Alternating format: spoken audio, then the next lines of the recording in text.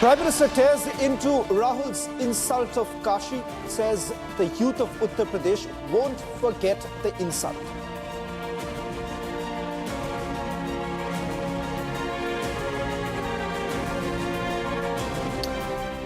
Ladies and gentlemen, starting this edition with the top story. What's really happening within the Paytm camp? As the news tightens around Paytm, the Reserve Bank of India has now advised the National Payments Corporation of India to essentially examine Paytm's request to become a third-party application provider for UPI payments. Now, according to the RBI, the directive has been issued to ensure seamless digital payments by UPI customers using Paytm handle and minimize concentration risk in the UPI system. Now, on 31st of January, the central bank had imposed major business restrictions on Paytm Bank, including a restriction on accepting fresh deposits and doing credit transactions after 29th of February.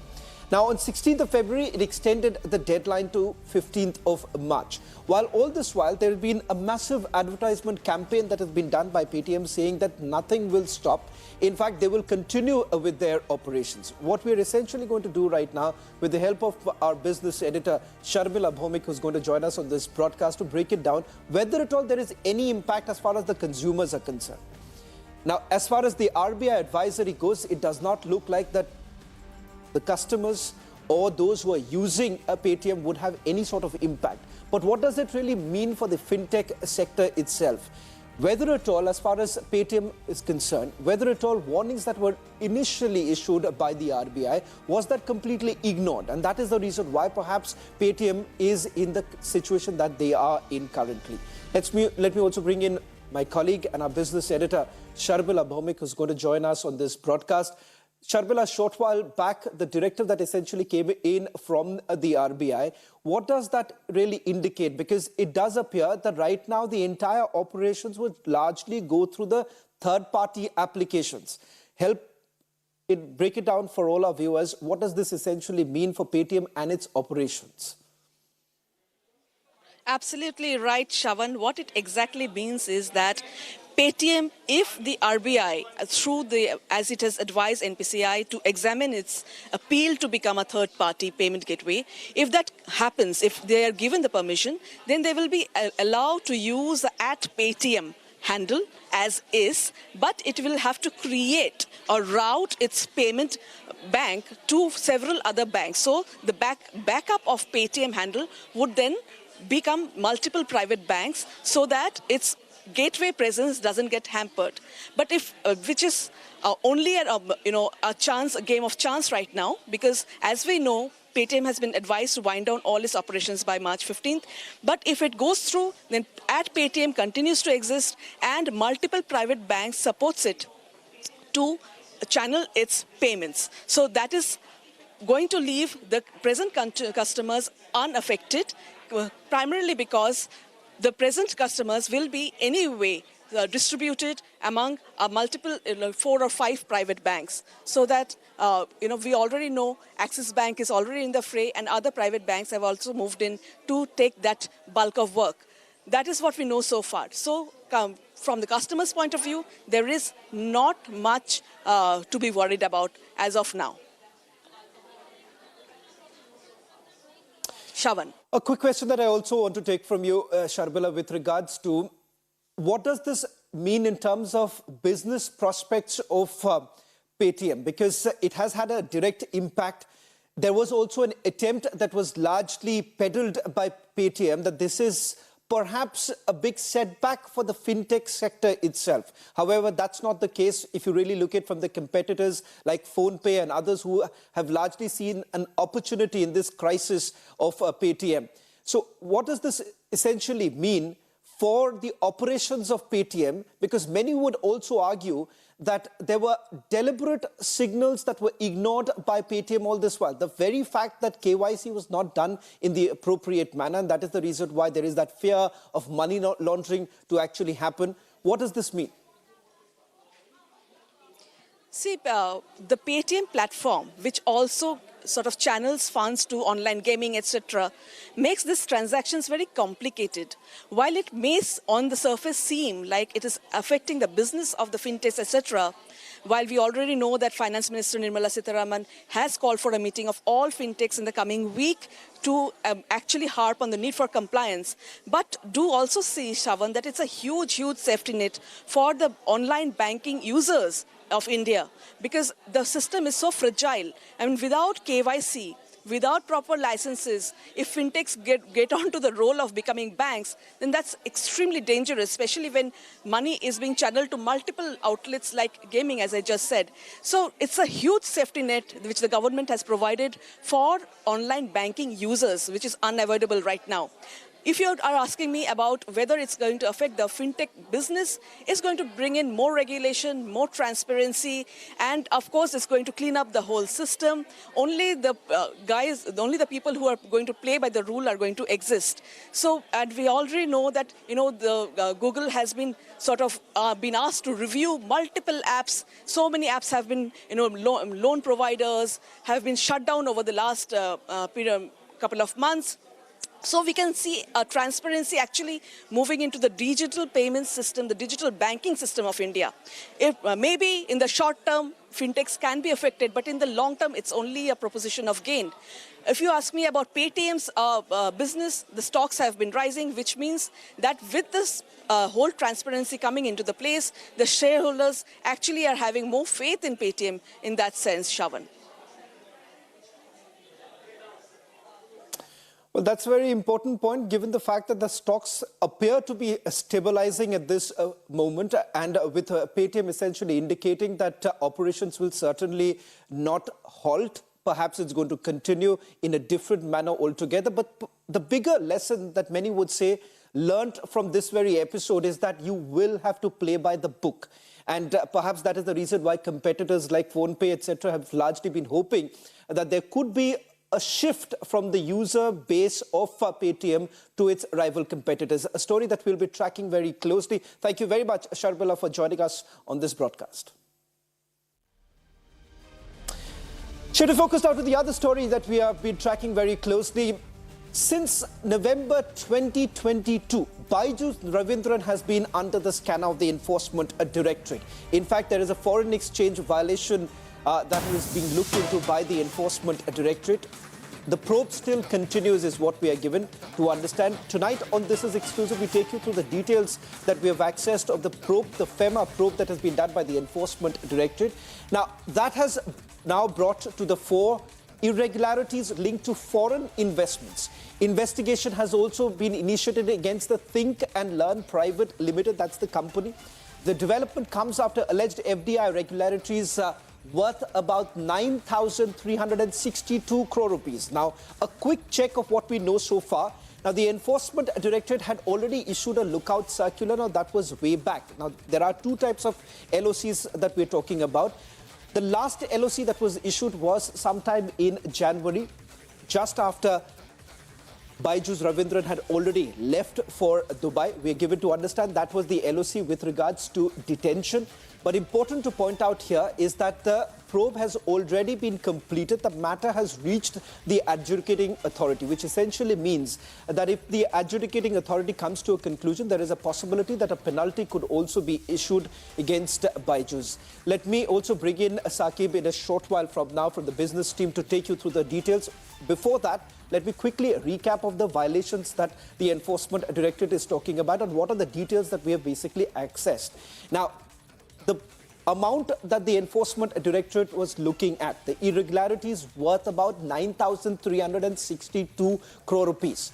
The LOC has already been issued against Byju Ravindran. They are also looking at the other companies that were largely used for the foreign exchange that was received by the company, and whether at all there has been a contravention in those very transactions that have taken place into these companies. Now, as far as Byju Ravindran is concerned, we are given to understand that he is currently in Dubai. He left for Dubai sometime in the month of January, and he hasn't returned as yet. There were also reports coming in that the investors were perhaps having their EGM sometime today in Bengaluru. We'll try and get you more details of the EGM that has taken place in Bengaluru with regards to the investors, because remember, it has had a massive impact as far as the operations of Byju's are concerned. And the kind of investment that was brought in, the fast-track investment that was brought in by Byju's also has had a direct impact. A questionnaire back in the month of November 2022 was sent in from Republic TV to Byju's Ravindran. We had asked him specifically with regards to the notices that were actually issued to him.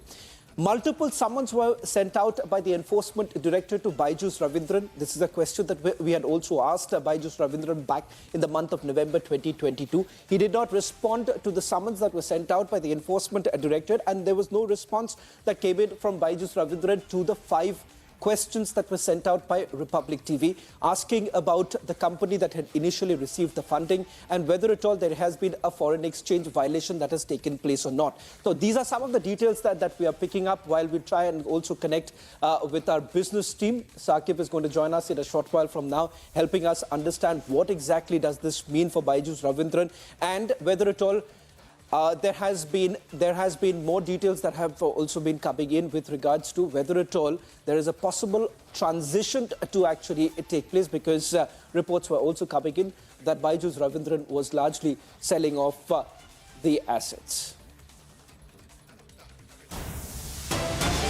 Shifting focus now to the other story that we are getting you tonight is with regards to the action that has been taken against Mafia Don Sheikh Shahjahan. The Enforcement Directorate, in fact, is now investigating the business operations of Sheikh Shahjahan. Mamata-backed Mafia Don had shown fish trading as a legitimate business operation. And now the Enforcement Directorate is probing whether the proceeds of crime was generated through land grabbing. So what exactly is happening so far is that the searches that have been carried out at 5 locations in Kolkata itself is linked to some of the aides of Sheikh Shahjahan. Allegations of land grabbing has taken place. In fact, the Enforcement Directorate largely looking at whether at all this was a legitimate business to begin with, or he had falsified the documents that were provided with regards to the business operations that he had shown on paper.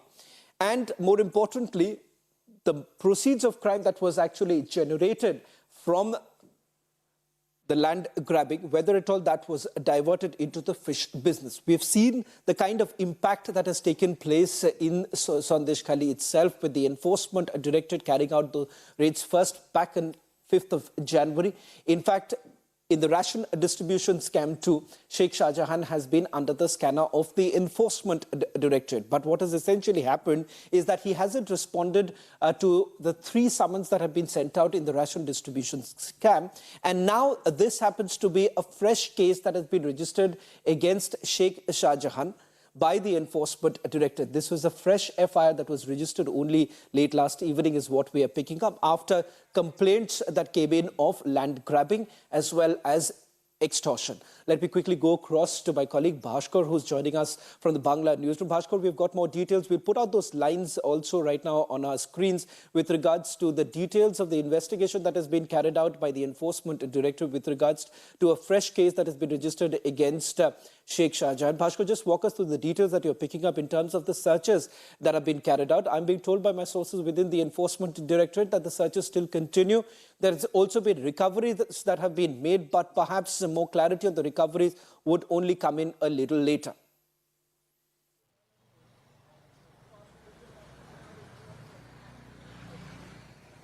Absolutely, Shravan. The clarity will be coming in a few hours as per the sources, and ED is trying continuously to catch the rackets associated with Sheikh Shahjahan.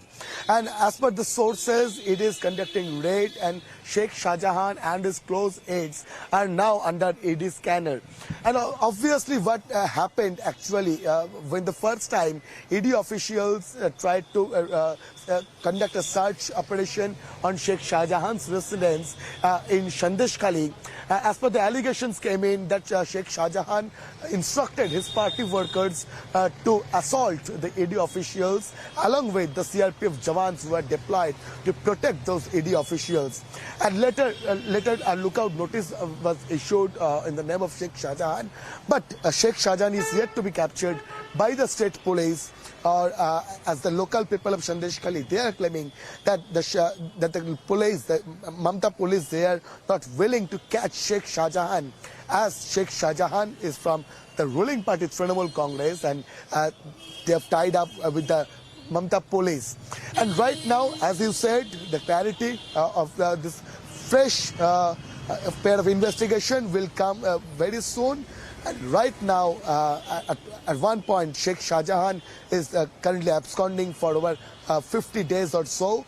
And on the other hand, the common people, they are protesting and they are demanding an immediate arrest of Sheikh Shah Jahan, and also the Central Investigating Agency, like ED, Enforcement Directorate, they are conducting their investigations. Over to you, Shaun.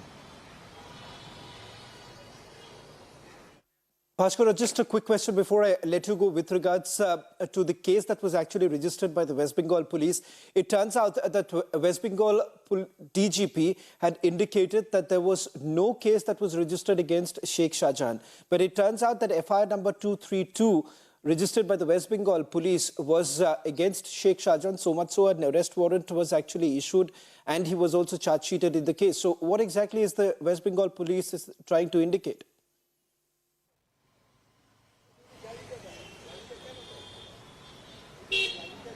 Well, Shaun, the Mamta police, the Bengal police, what they're trying to do isn't very clear, because they're saying one thing at a time, and also they're contradicting their words after some time. And so the contradictions, the things Bengal DG is saying is clearly very contradictory.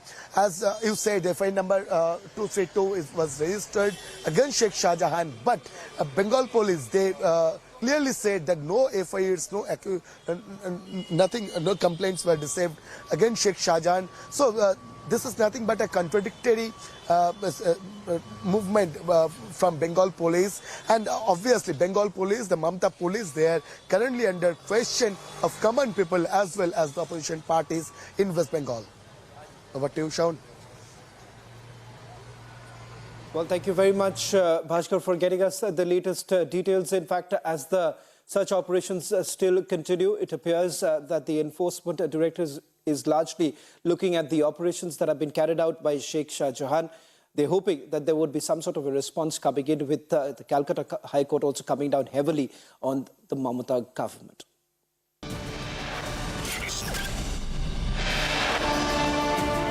On the other side, Prime Minister tears into Rahul's insult of Kashi, says the youth of Uttar Pradesh won't forget the insult.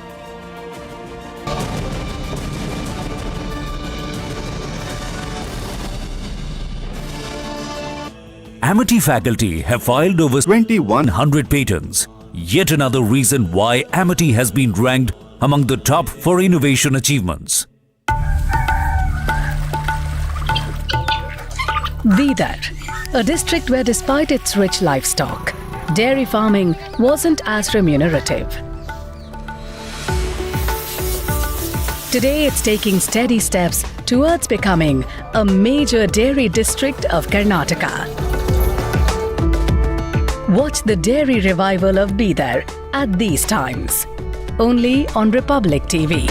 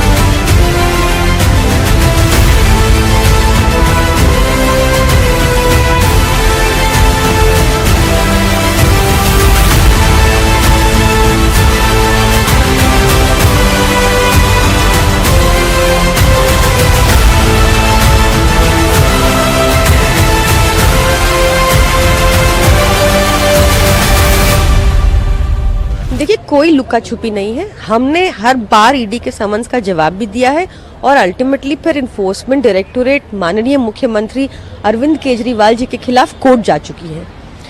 Court में पिछली तारीख 17 फरवरी थी जिस पर अरविंद केजरीवाल जी पेश हुए थे virtually, और अगली तारीख 16 मार्च है, उस पर भी पेश होंगे।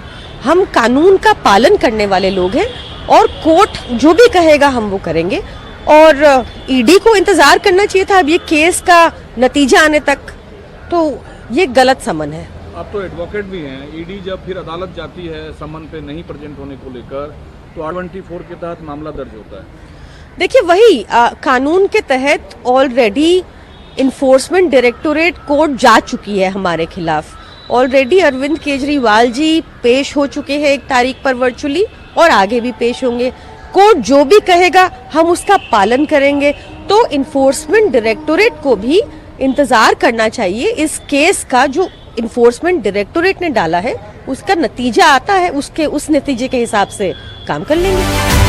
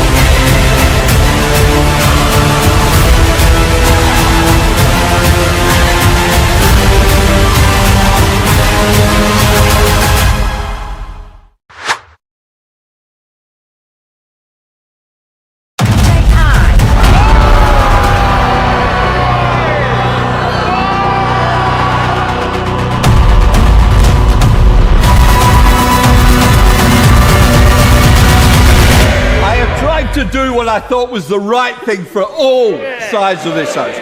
It is regrettable and I apologise.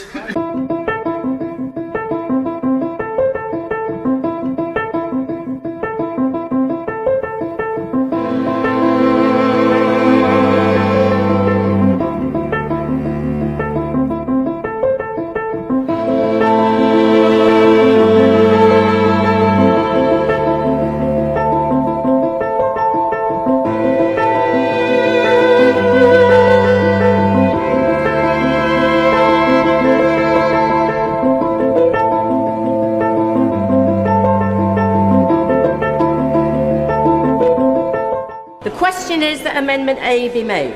As many as are of that opinion say aye.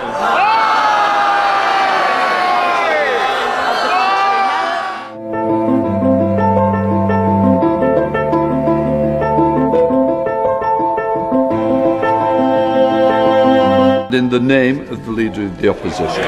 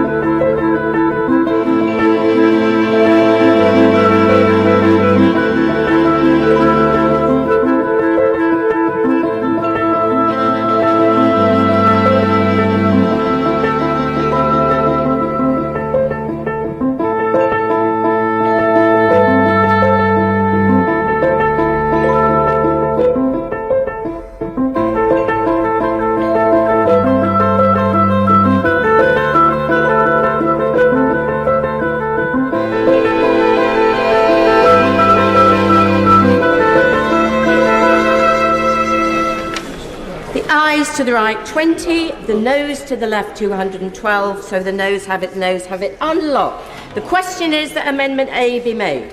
As many as are of that opinion say aye.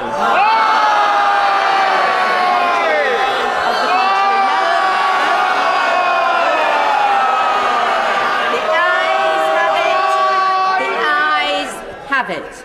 The question is the motion as amended. As many as are of that opinion say aye.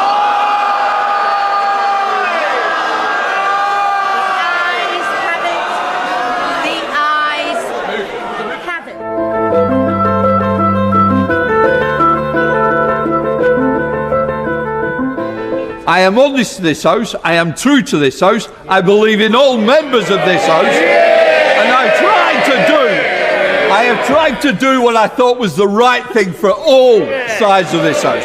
It is regrettable, and I apologise for a decision that didn't end up in the place that I wished for. So I would say now that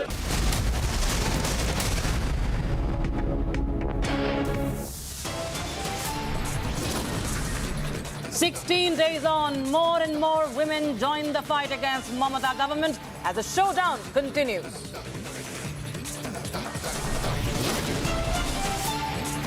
Mamata's police block BJP delegation in Sandesh Khali. BJP hits out, says democracy dead in West Bengal. ED news tightens against Mamata-backed Sheikh Shah Jahan. Fresh case registered, searches across 5 locations. Amid massive women uprising in Sandesh Khali, Prime Minister to visit West Bengal on the 1st of March. Congress के युवराज परिवार ने क्या कहा? वो कह रहे हैं और काशी की धरती पर आके कह रहे हैं, काशी के नौजवान, यूपी के नौजवान नशेड़ी है। ये कैसी भाषा है भाई? Prime Minister tears into Rahul's insult of Kashi, says the youth of Uttar Pradesh will not forget the insult.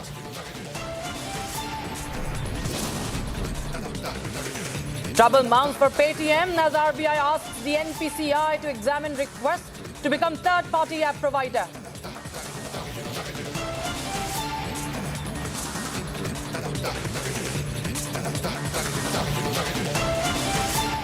Very good evening, viewers. I'm Rakta Mishra with you. Let's get started with our top focus. In West Bengal's Sandesh Khali, the women have been fighting an unrelenting battle against politically institutionalized mass rapes at the hands of local TMC leaders. And Mamata-backed Sheikh Shah Jahan, the kingpin, continues to be on the run. 16 days on, the women are still fighting for justice.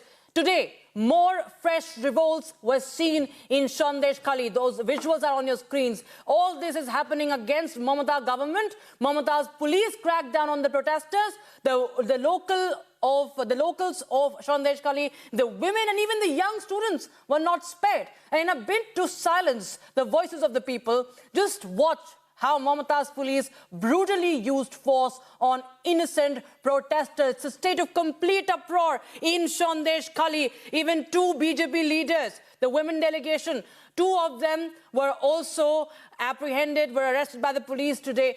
And we see those multiple visuals that have been coming in. Protesters were blocked today, and those are the latest visuals, in fact, coming in this evening from Sandesh Khali. Right now, you can see that heavy deployment of the security forces. In fact, this has happened since yesterday. There has been, increased deployment across Sandesh Khali because they know the women want to speak up. And they are uniting like never before. They are raising voice like never before. Republic TV continues with its unstoppable coverage from Sandesh Khali. You can see how those fire blocks were put out on the roads. The protesters did not wanted to block the police, as they were too blocked by the forces. They were in fact manhandled. Women protesters were detained today.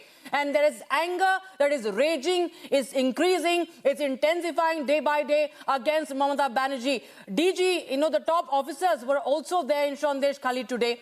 And we saw them how in their watch, and in their watch, we saw there were multiple locals who were in fact detained today. The protesters have been resisting the police action. And let's take a listen in now to the latest visuals that have come in. The confrontation today of the women, of the protesters against the Mamata Banerjee cops. Take a look. কিন্তু যদি নিজের হাতে আইন নেবেন তাহলে অসুবিধা আছে। এই বাড়ি নিজের আপনারা যেটা আছেন আমরা এখানে ক্যাম্প বসাচ্ছি, যার যার যে অভিযোগ আছে নেব, বুঝতে পেরেছেন? সঠিক হবে তো স্যার? একদম হবে 100%। এখানে যে কটা বাড়ি ঘুরেছে কাল হবে এটা বাড়িগুলো যদি না থাকলে আমরা বাঁচবো কি করে? আরে শোনো আমাদের তাহলে ঠিক আছে স্যার, শুনুন ঠিক আছে, কথা শুনুন কি বলা হলো। অভিযোগ যা আছে, যা ঘটনা ঘটেছে স্যার বলেছেন, ডিজি স্যার বলেছেন আপনার ব্যবস্থা হবে, কিন্তু যদি নিজের হাতে আইন নেন এখনই আমরা নিয়ে যাবো। খুব পরিষ্কার করে কথাটা আইনটা আমরা হাতে নেবো কেন স্যার? বাস ঠিক আছে, নেবো কেন সেটাই বলছি।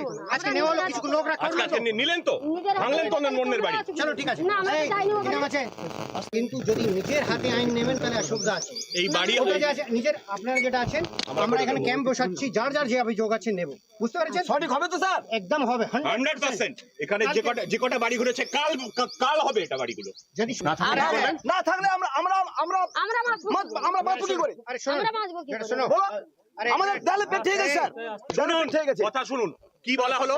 অভিযোগ যা আছে, যা ঘটনা ঘটেছে স্যার বলেছেন, ডিজি স্যার বলেছেন আপনার ব্যবস্থা হবে, কিন্তু যদি নিজের হাতে আইন নেন এখনই আমরা নিয়ে যাবো। খুব পরিষ্কার করে কথাটা আইনটা আমরা হাতে নেবো কেন স্যার? বাস ঠিক আছে, নেবো কেন সেটাই বলছি। আজকে নেওয়া হলো, কিছু লোক রাখা হলো, আজকে নিলেন তো, ভাঙলেন তো অন্যের বাড়ি, চলো ঠিক আছে।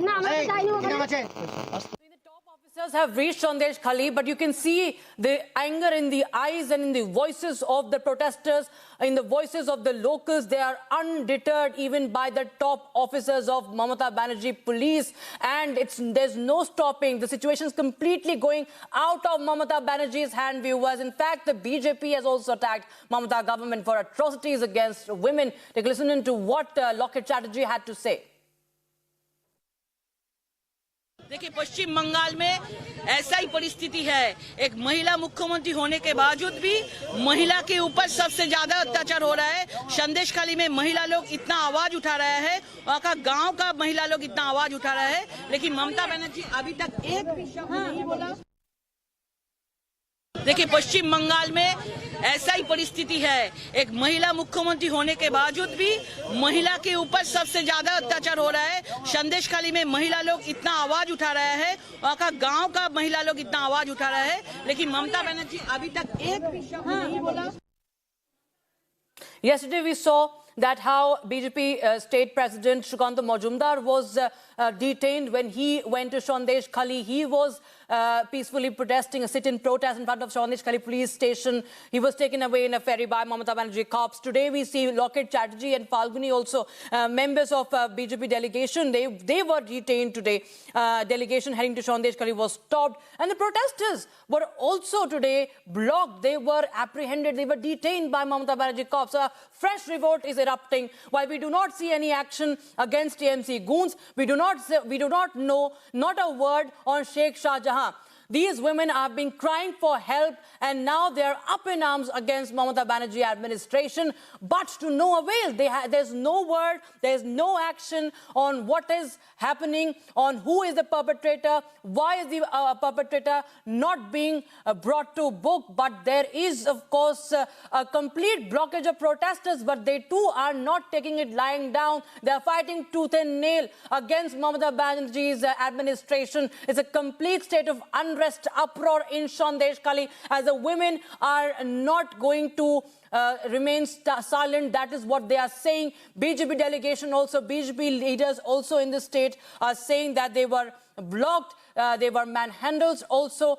Yesterday we saw Sukanta Majumdar, today we see Lockett Chatterjee also being detained, and there is clashes happening. There are clashes happening between the protesters and also the police, Mamata Banerjee police there. Remember what happened with Shantupan, Republic Bangla's reporter also. He is now free, and we see that how the government of West Bengal is trying to muzzle the media, muzzle the voices of the victims, of those who are standing in solidarity with the victims and their families. You can see those women have been crying for help.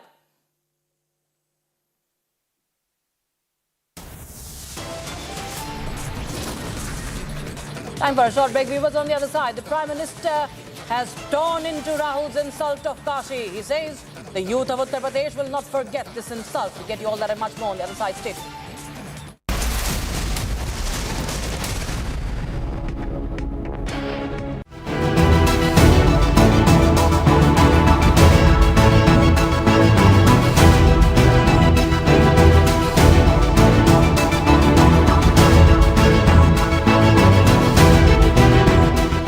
Jai Hind viewers, this is Yuvraj Tyagi with camera person Manish Karakoti. We're here in Visakhapatnam, where the Indian Navy is organizing the 12th edition of its multilateral naval exercise Milan 2024. The naval exercise began in 1995 with first participants being Indonesia, Singapore, Sri Lanka and Thailand. This biennial congregation of friendly navies has progressively grown in magnitude over the past 2 decades. This is the 12th edition and is scheduled from 19th to 27 February and expects participation from at least 50 nations. The exercise is being held under the aegis of Headquarters Eastern Naval Command of the Indian Navy. The exercise is planned in 2 phases. The first phase, being the harbour phase, will run from 19th to 23rd February. Meanwhile, the sea phase will run from 23rd to 27th February. So viewers, what we are standing on right now is the deep sea rescue vehicle of the Indian Navy. These vehicles are used to rescue submarines in the time of peril from the sea and for clandestine operations. Notably, the Indian Navy inducted its first DSRV in November 2018 and the second in 2019.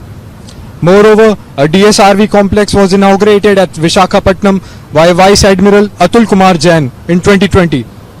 The complex is designed to accommodate the newly inducted submarine rescue system with state-of-art facilities to store the DSRV assets in a rescue-ready state.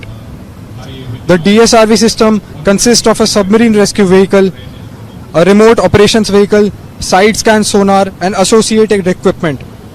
The DSRV system can be rapidly mobilized by air or road to facilitate submarine rescue operations even at distant locations.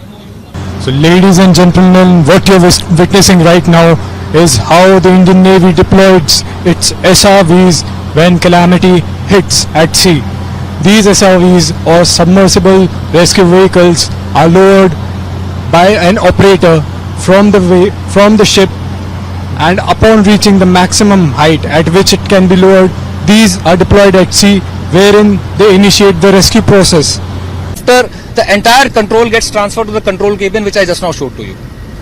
So if you see it from this side, the ROV has got various cameras all around it. I'll not get into the details of it, but these cameras are capable of operating both underwater, over water, in all possible places and sea states.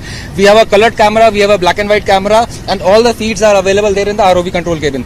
We have also these manipulators, which are multi-function manipulators, 5 and 7 function manipulators which are there. So basically these are used for, they are like hands.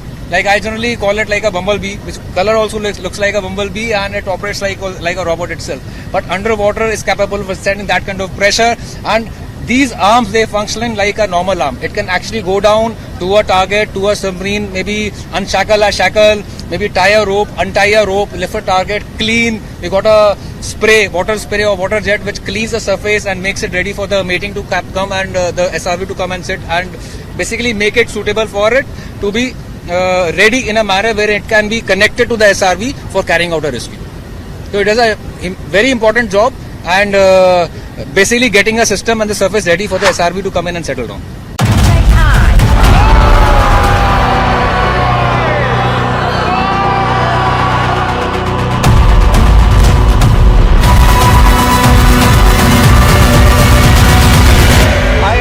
To do what I thought was the right thing for all sides of this house.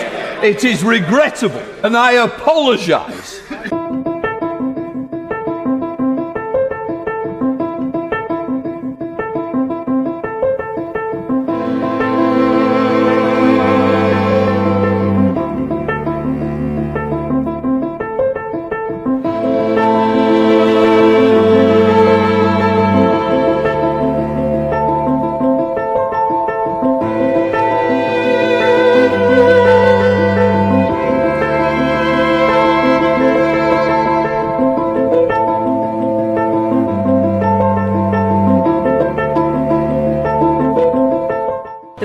Is that Amendment A be made?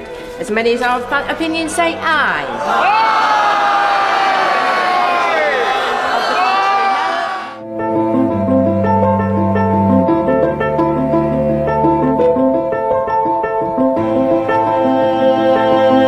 In the name of the Leader of the Opposition.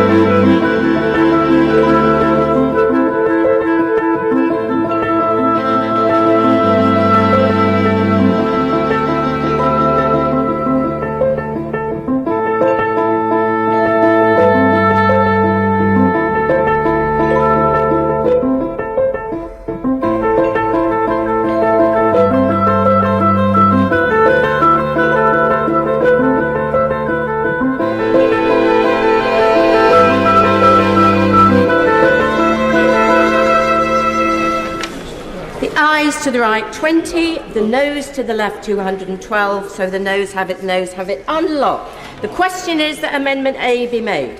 As many as are of that opinion say aye.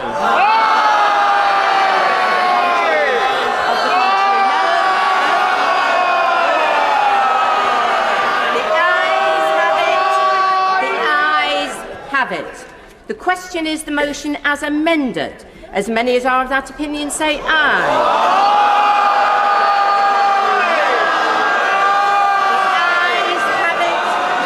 The ayes have it.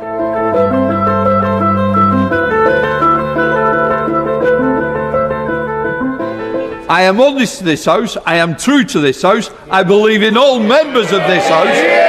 And I have tried to do what I thought was the right thing for all sides of this House. It is regrettable, and I apologise for a decision that didn't end up in the place that I wished for. So Kashi का जनप्रतिनिधि होने के नाते मेरी विशेष जिम्मेदारी भी बनती है। मैं बनारस में आप सबका स्वागत भी करूं और आप सबकी सुविधाओं का खास ख्याल भी रखूं, ये मेरा दायित्व भी है। मुझे खुशी है कि आज इस पावन दिन मुझे अपने इन दायित्वों को पूरा करने का अवसर मिला है।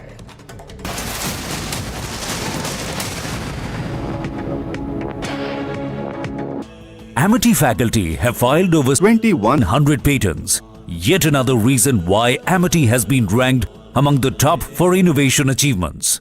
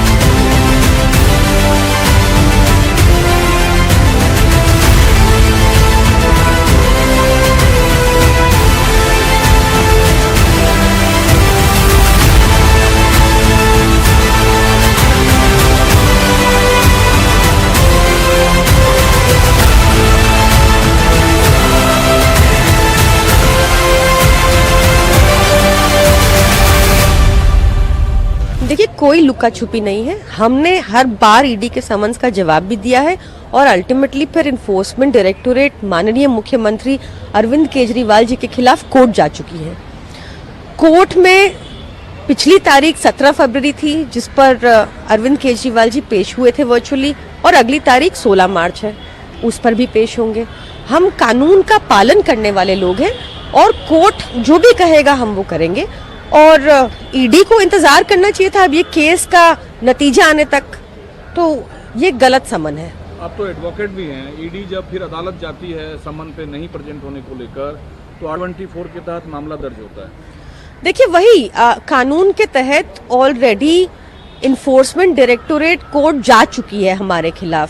ऑलरेडी अरविंद केजरीवाल जी पेश हो चुके हैं 1 तारीख पर वर्चुअली और आगे भी पेश होंगे। कोर्ट जो भी कहेगा हम उसका पालन करेंगे, तो इन्फोर्समेंट डायरेक्टोरेट को भी इंतजार करना चाहिए। इस केस का जो इन्फोर्समेंट डायरेक्टोरेट ने डाला है उसका नतीजा आता है, उस नतीजे के हिसाब से काम कर लेंगे।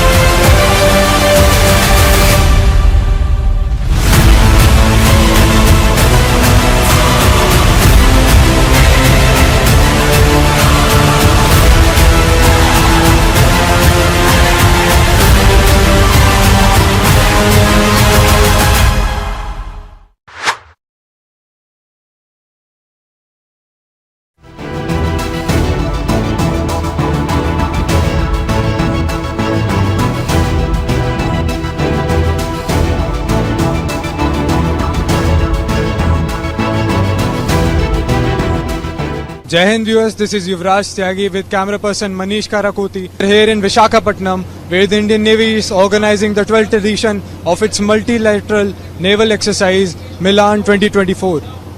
The naval exercise began in 1995 with first participants being Indonesia, Singapore, Sri Lanka and Thailand. This biennial congregation of friendly navies has progressively grown in magnitude over the past 2 decades. This is the 12th edition and is scheduled from 19th to 27th February and expects participation from at least 50 nations. The exercise is being held under the aegis of Headquarters Eastern Naval Command of the Indian Navy. The exercise is planned in 2 phases. The first phase, being the harbour phase, will run from 19th to 23rd February. Meanwhile, the sea phase will run from 23rd to 27th February. So viewers, what we are standing on right now is the deep sea rescue vehicle of the Indian Navy. These vehicles are used to rescue submarines in the time of peril from the sea and for clandestine operations. Notably, the Indian Navy inducted its first DSRV in November 2018 and the second in 2019. Moreover, a DSRV complex was inaugurated at Visakhapatnam by Vice Admiral Atul Kumar Jain in 2020. The complex is designed to accommodate the newly inducted submarine rescue system with state-of-art facilities to store the DSRV assets in a rescue-ready state. The DSRV system consists of a submarine rescue vehicle, a remote operations vehicle, side scan sonar and associated equipment. The DSRV system can be rapidly mobilized by air or road to facilitate submarine rescue operations even at distant locations. So ladies and gentlemen, what you're witnessing right now is how the Indian Navy deploys its SRVs when calamity hits at sea. These SRVs or submersible rescue vehicles are lowered by an operator from the ship, and upon reaching the maximum height at which it can be lowered, these are deployed at sea, wherein they initiate the rescue process. After the entire control gets transferred to the control cabin, which I just now showed to you. So if you see it from this side, the ROV has got various cameras all around it. I'll not get into the details of it, but these cameras are capable of operating both underwater, over water, in all possible places and sea states. We have a colored camera, we have a black and white camera, and all the feeds are available there in the ROV control cabin. We have also these manipulators, which are multi-function manipulators, 5 and 7 function manipulators which are there. So basically these are used for, they are like hands. Like I generally call it like a bumblebee, which color also looks like a bumblebee, and it operates like a robot itself. But underwater is capable of withstanding that kind of pressure, and these arms, they function like a normal arm. It can actually go down to a target, to a submarine, maybe unshackle a shackle, maybe tie a rope, untie a rope, lift a target, clean. We got a spray, water spray or water jet, which cleans the surface and makes it ready for the mating to come and the SRV to come and sit and basically make it. अगर कोई जात पात के नाम पर किसी को भड़काता है तो वो भी मानवता का नुकसान करता है। इसलिए भाई और बहनों, आज देश के हर दलित को, हर पिछड़े को एक और बात ध्यान रखनी है। हमारे देश में जाति के नाम पर उकसाने और उन्हें लड़ाने में भरोसा रखने वाले इंडी गठबंधन के लोग दलित वंचित के हित की योजनाओं का विरोध करते हैं।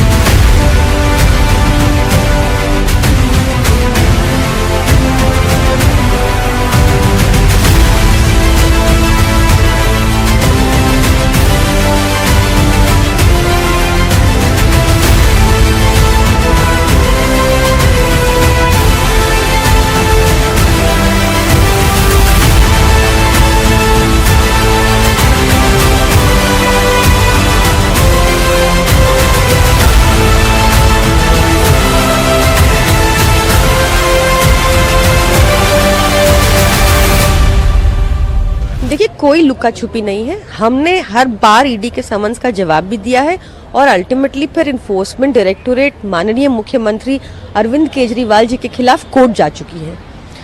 कोर्ट में पिछली तारीख 17 फरवरी थी जिस पर अरविंद केजरीवाल जी पेश हुए थे वर्चुअली, और अगली तारीख 16 मार्च है, उस पर भी पेश होंगे। हम कानून का पालन करने वाले लोग हैं और कोर्ट जो भी कहेगा हम वो करेंगे, और ईडी को इंतजार करना चाहिए था अब ये केस का नतीजा आने तक, तो ये गलत समन है। आप तो एडवोकेट भी हैं, ईडी जब फिर अदालत जाती है समन पे नहीं प्रेजेंट होने को लेकर तो 24 के तहत मामला दर्ज होता है। देखिए वही कानून के तहत ऑलरेडी इन्फोर्समेंट डायरेक्टोरेट कोर्ट जा चुकी है हमारे खिलाफ। ऑलरेडी अरविंद केजरीवाल जी पेश हो चुके हैं 1 तारीख पर वर्चुअली, और आगे भी पेश होंगे। कोर्ट जो भी कहेगा हम उसका पालन करेंगे। तो इन्फोर्समेंट डायरेक्टोरेट को भी इंतजार करना चाहिए। इस केस का जो इन्फोर्समेंट डायरेक्टोरेट ने डाला है उसका नतीजा आता है, उस नतीजे के हिसाब से काम कर लेंगे।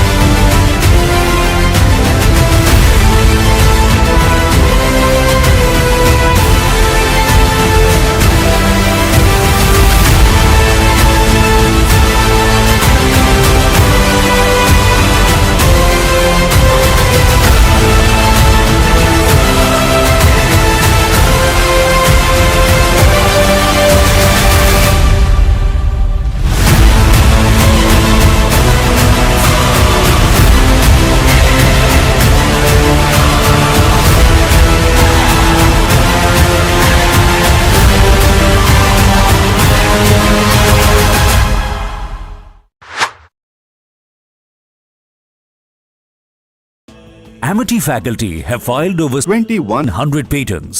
Yet another reason why Amity has been ranked among the top for innovation achievements. I am very, very happy to announce that Niva Bopa Health Insurance has come on board as Republic TV's studio model.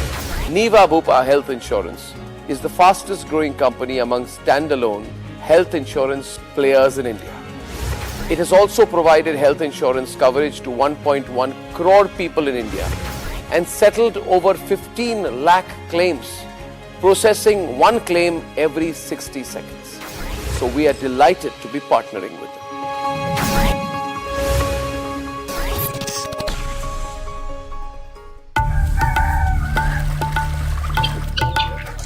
Bidar, a district where despite its rich livestock, dairy farming wasn't as remunerative. Today it's taking steady steps towards becoming a major dairy district of Karnataka. Watch the dairy revival of Bidar at these times, only on Republic TV.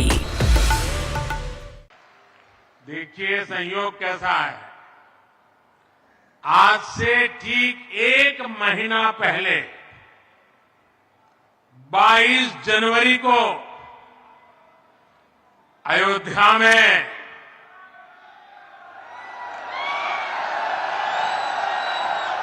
प्रभु राम के चरणों में था।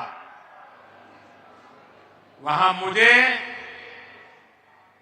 प्रभु राम लला के विग्रह की प्राण प्रतिष्ठा के ऐतिहासिक आयोजन में शामिल होने का सौभाग्य मिला। इसके बाद 14 फरवरी वसंत पंचमी को अबू धाबी में खाड़ी देशों के पहले हिंदू मंदिर का लोकार्पण का अवसर मिला। और अभी 2-3 दिन पहले ही मुझे यूपी के संबल में कल्की धाम के शिलान्यास का भी मौका मिला।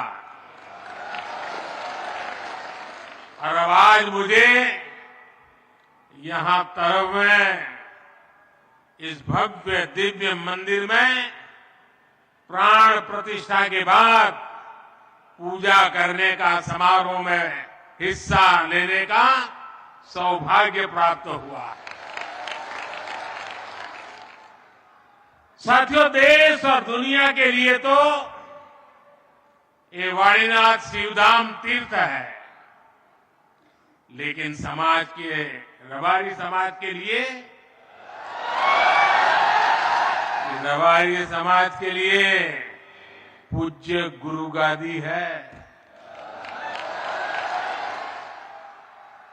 देश भर से रबारी समाज के अन्य भक्तगण, आज मैं यहां देख रहा हूं, अलग अलग राज्यों के लोग भी मुझे नजर आ रहे हैं। मैं आप सभी का अभिनंदन करता हूं। साथियों, भारत की विकास यात्रा में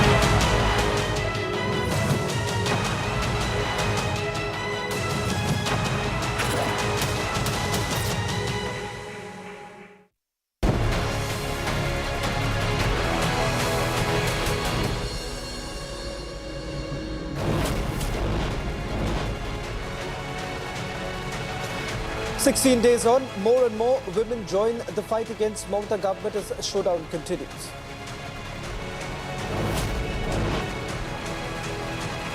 Mamata's police blocks BJP delegation in Sandeshkhali. BJP hits out, says democracy dead in West Bengal.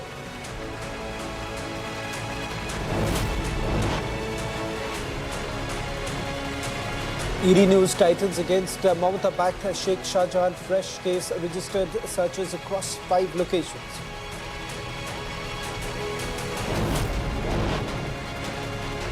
Amid massive women's uprising in Sandeshkhali, Prime Minister to visit West Bengal on 1st of March.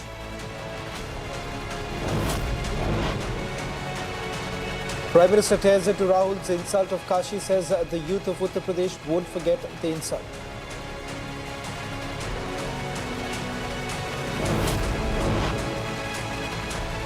Trouble mounts for Paytm as RBI asks NPCI to examine request to become third-party app provider.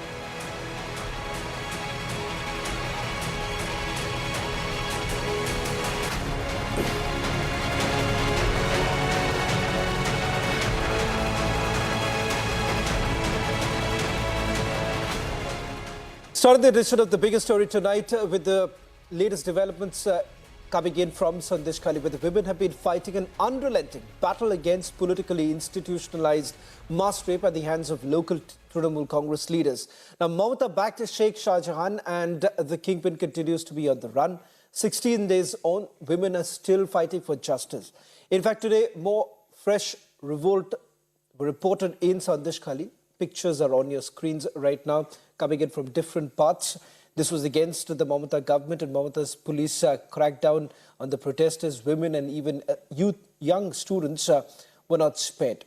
Now, in a bid to silence the voices of people, watch how Mamata's police brutally used force on innocent protesters. Listen to the sequence of how the locals confronted the DGP. কিন্তু যদি নিজের হাতে আইন নেবেন তাহলে অসুবিধা আছে। এই বাড়ি নিজের আপনারা যেটা আছেন, আমরা এখানে ক্যাম্প বসাচ্ছি, যার যার যে অভিযোগ আছে নেব। বুঝতে পেরেছেন? সঠিক হবে তো স্যার? একদম হবে 100%। এখানে যে কটা বাড়ি ঘুরেছে কাল হবে এটা বাড়িগুলো। যদি না থাকলে আমরা বাঁচবো করে। আরে শোনো আমাদের দলে পে ঠিক আছে স্যার। শুনুন, ঠিক আছে, কথা শুনুন। কি বলা হলো? অভিযোগ যা আছে, যা ঘটনা ঘটেছে, স্যার বলেছেন, ডিজি স্যার বলেছেন আপনার ব্যবস্থা হবে। কিন্তু যদি নিজের হাতে আইন নেন, এখনই আমরা নিয়ে যাব। খুব পরিষ্কার করে কথাটা। আইনটা আমরা হাতে নেব কেন স্যার? বাস ঠিক আছে, নেব কেন সেটাই বলছি। আজকে নেওয়া হলো, কিছু লোক রাখা হলো। আজকে নিলেন তো, ভাঙলেন তো অন্যের বাড়ি। চলো ঠিক আছে, কি নাম আছে? Meanwhile, the BJP has hit out at the Mamata government after 2 leaders of the BJP delegation were arrested by Mamata's cops in Sandeshkhali. Subhash Chandra Bose ji और जहां से वंदे मातरम और जनगण मन दोनों लिखा गया, वो राष्ट्रवाद के स्वर देने वाली बंगभूमि इस समय प्रताड़ित, दुखी और अत्याचार से पूरी तरीके से टूटी हुई महिलाओं के करुण स्वरों के द्वारा छलनी हो रही है। और दुख की बात यह है कि वहां की सरकार इस विषय पर अत्यंत असंवेदनशील और अमानवीय, यहां तक कि उल्टा धमकाने वाला रवैया अपना रही है। आज ही भारतीय जनता पार्टी के महिला मोर्चा के जिसमें महिला मोर्चा के अध्यक्ष, हमारे पश्चिम बंगाल की महिला पदाधिकारी, महिला सांसद और विधायक, उनको जाने से रोका गया। कल हमारे प्रदेश अध्यक्ष सुकांतो मजूमदार जी को बलपूर्वक वहां जाने से रोका गया और अब वहां की सरकार ने वहां धारा 144 लागू कर दी है। और इतना ही नहीं, मीडिया के लोग भी जो रिपोर्ट कर रहे हैं उनको सिर्फ धमकाया नहीं जा रहा, उन पर एफआईआर भी की जा रही है। आपत्ति की बात यह है कि इस तरह की बातें प्रकाश में आई हैं कि पश्चिम बंगाल की एसआईटी बजाय प्रताड़ित महिलाओं को न्याय दिलाने के कहीं ना कहीं उन पर दबाव डालने का प्रयास कर रही है ताकि वो इस विषय को आगे ना बढ़ाएं। इसलिए यह विषय बहुत संवेदनशील है और सबसे बड़ी बात यह है कि शाहजहां शेख, जो कि तृणमूल कांग्रेस का एक महत्वपूर्ण व्यक्ति है,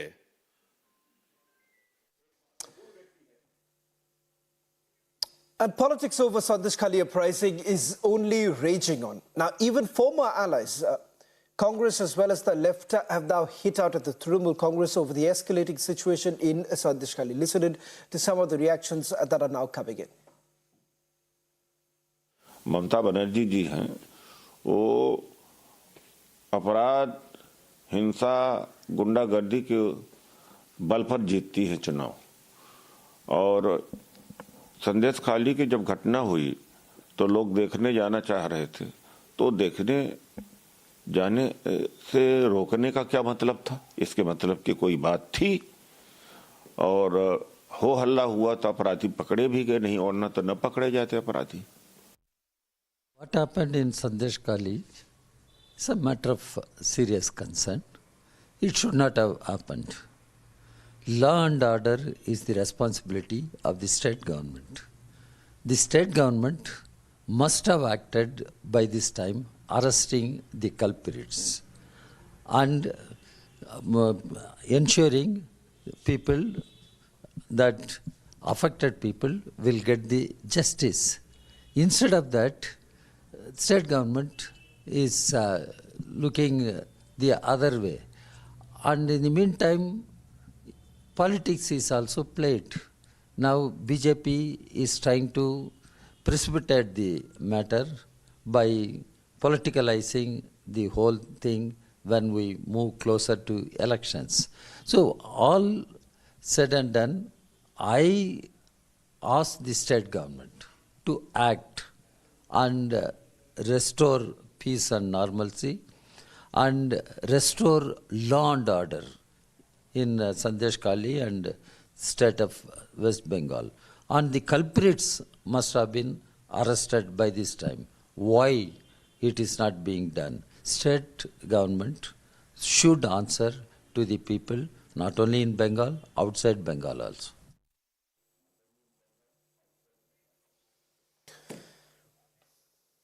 Now, hitting out at Rahul Gandhi, Prime Minister Narendra Modi said he was shocked when he heard the drunkard word to describe the youth of Uttar Pradesh. Now, Prime Minister Narendra Modi said the prince of Congress family said Uttar Pradesh's youth are always drunk. Listen to what the Prime Minister had to say.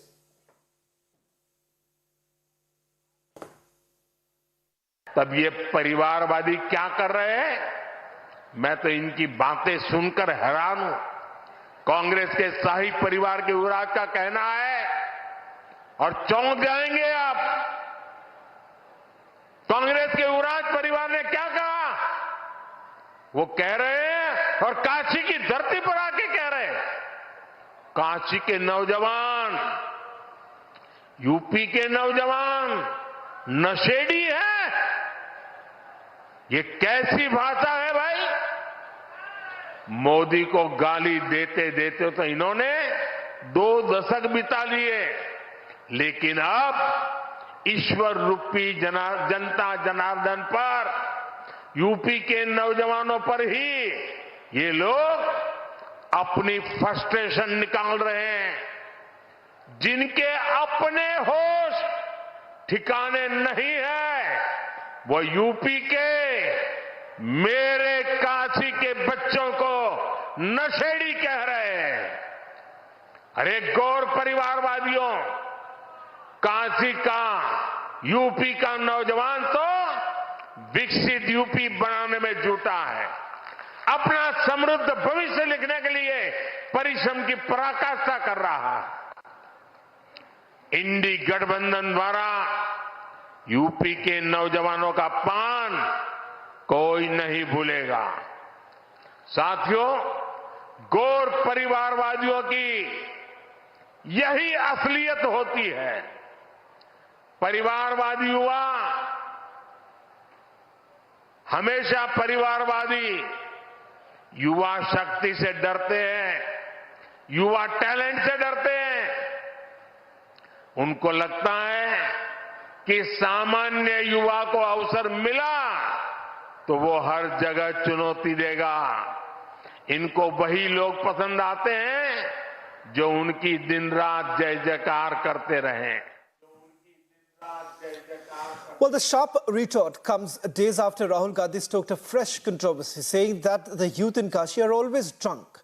Listen in to that very comment that attracted the sharp retort coming in from the Prime Minister. मैं वाराणसी गया, वाराणसी में देखा मैंने रात को बाजा बज रहा है, ठहर जा, बाजा बज रहा है, वहां पे शराब पिए सड़क पे लेटते हुए बाजा बज रहा है। यूपी का भविष्य रात को शराब पिए नाच रहा है, डांस कर रहा है नशे में।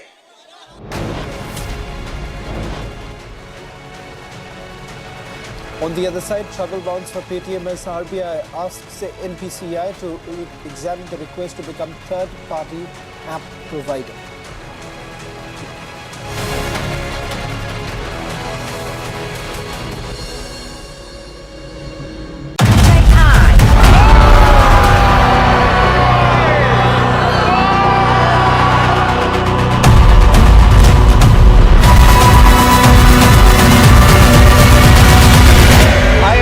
To do what I thought was the right thing for all sides of this house.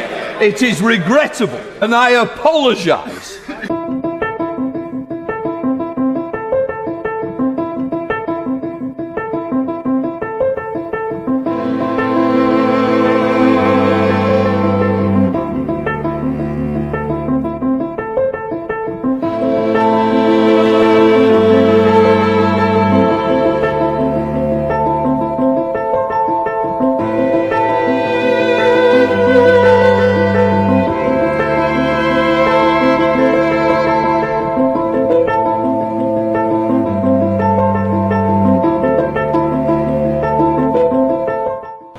Is that Amendment A be made? As many as are of opinion say aye.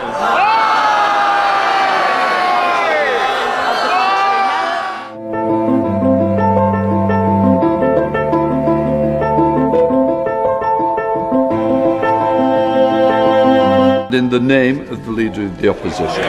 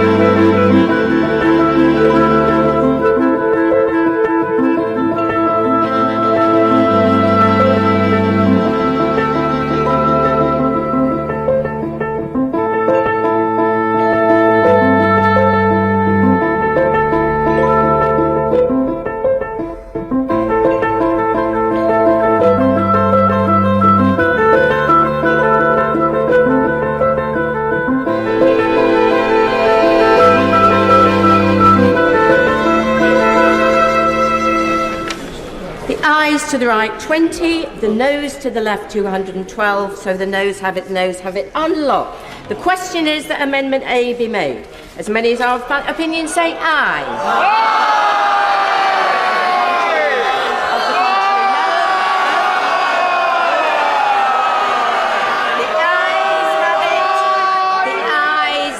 It. The question is the motion as amended. As many as are of that opinion say aye.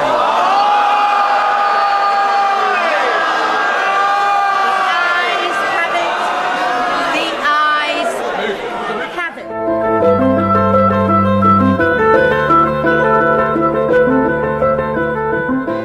I am honest to this House. I am true to this House. I believe in all members of this House. And I have tried to do what I thought was the right thing for all sides of this House. It is regrettable, and I apologise for a decision that didn't end up in the place that I wished for. So I would say no. I will meet with just be quiet, please. I will meet with the leaders and with the chief whips, and let us have a discussion on what is the best way forward to try and ensure that, and I say again, I thought I was doing the right thing and the best thing, and I regret it and I apologise for how it's ended up. I do take responsibility for my actions, and that's why I want to meet, with the key players who have been involved.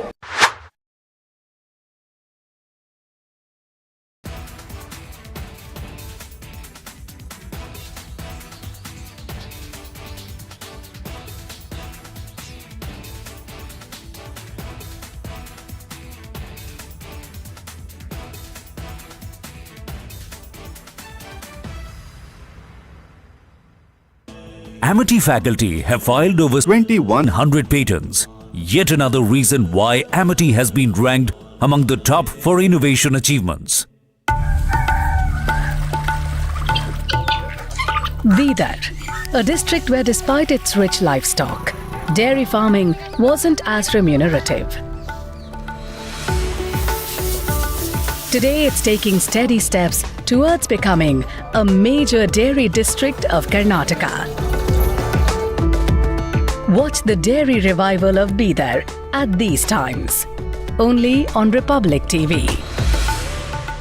So you can pick and choose alliances, but you can also pick and choose topics. On Russia, for example, you still buy Russian oil. Is that okay with your counterpart from the US? Everything is, your relationship is fine, you can do whatever you want, whenever you want? Why should it be a problem? If I'm smart enough to have multiple options, you should be admiring me. You shouldn't be criticizing. Jen friends, I'm Major Gauravadi and you're watching the latest news of the day. Now friends, Dr. Jaishankar has gone for the Munich Security Dialogues, and in a conversation with a newspaper in Germany, he made certain statements, and that's really shaken up the Europeans. They're not too happy about this. It's shaken them up and they're talking about it. But nobody has been able to fault Dr. Jaishankar's argument. And the argument is like this. When asked why India continues to buy oil from Russia, in spite of the fact that a significant part of the world condemns Russian actions, this is what Dr. Jaishankar said. He said that, look at everybody else who's buying oil, and you never talk about the European Union buying oil. Clearly, the European Union, if you count the coal, the oil and the gas, the European Union has bought far, far, far more than what India has ever bought. China has bought far more. The other countries in Europe, individually, not as European Union, but individually, have bought more oil, more coal, more gas from the Russians after the invasion, after February 2022, than even the Indians. But the Indians are pointed out, and then he made a very good point. You see, he said that the West has never supported India. It's only now, with the change in India's economic fortunes, that the West has started looking at India as this new golden boy who's, coming first everywhere. But the fact of the matter is, this has been a very, very difficult journey for India. There was a time when India was in a state of constant wars with Pakistan, with China, 1947-48, 1962, 1965, 1967, 1971, and then 1999 Kargil. Throughout these times, we never got any support from the Americans, we never got any support from the Europeans. And when I say support, I do not mean diplomatic support. If India wanted to buy weapons from the West, they would say no to India.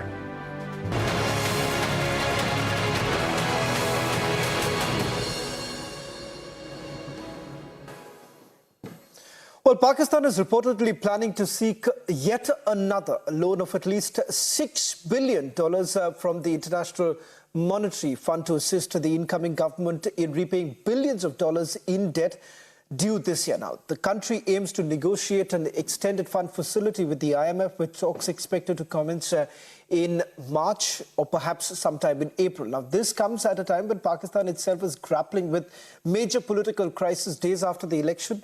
Also, a stable government seems like a pipeline, a dream for the country. PTI chairman, in fact, Imran Khan, also warned IMF that before extending any sort of loan to Pakistan, one should essentially evaluate whether at all Pakistan should be given that kind of a loan, keeping in mind there have been allegations of poll tricking. Let me also quickly go across to my colleague Gursimran, who's getting us more details. Gursimran, in terms of the debt that Pakistan is in right now, they are unable to pay any of the loan, and more importantly, with Imran Khan setting the tone of saying that perhaps IMF should reconsider, this means more trouble for Pakistan. Because at a time when the Pakistan is eyeing that they might get a $6 billion deal from the IMF. On the other hand, Pakistani Tehreek-e-Insaf, which has emerged out as the single largest party, they have said that they will be writing to the IMF. Yesterday, after meeting Imran Khan, Barrister Gohar came out and he said that we are planning that we will be writing to the IMF that without the audit of the election that has been held in the recent past, that is on the 8th of February, the result of which were declared, that should go for an audit and only then. Yes, Shawan. Thank you very much for getting us the latest details. Mamata's police blocks a BJP delegation in Sandesh Khali. BJP hits out, says democracy dead in West Bengal.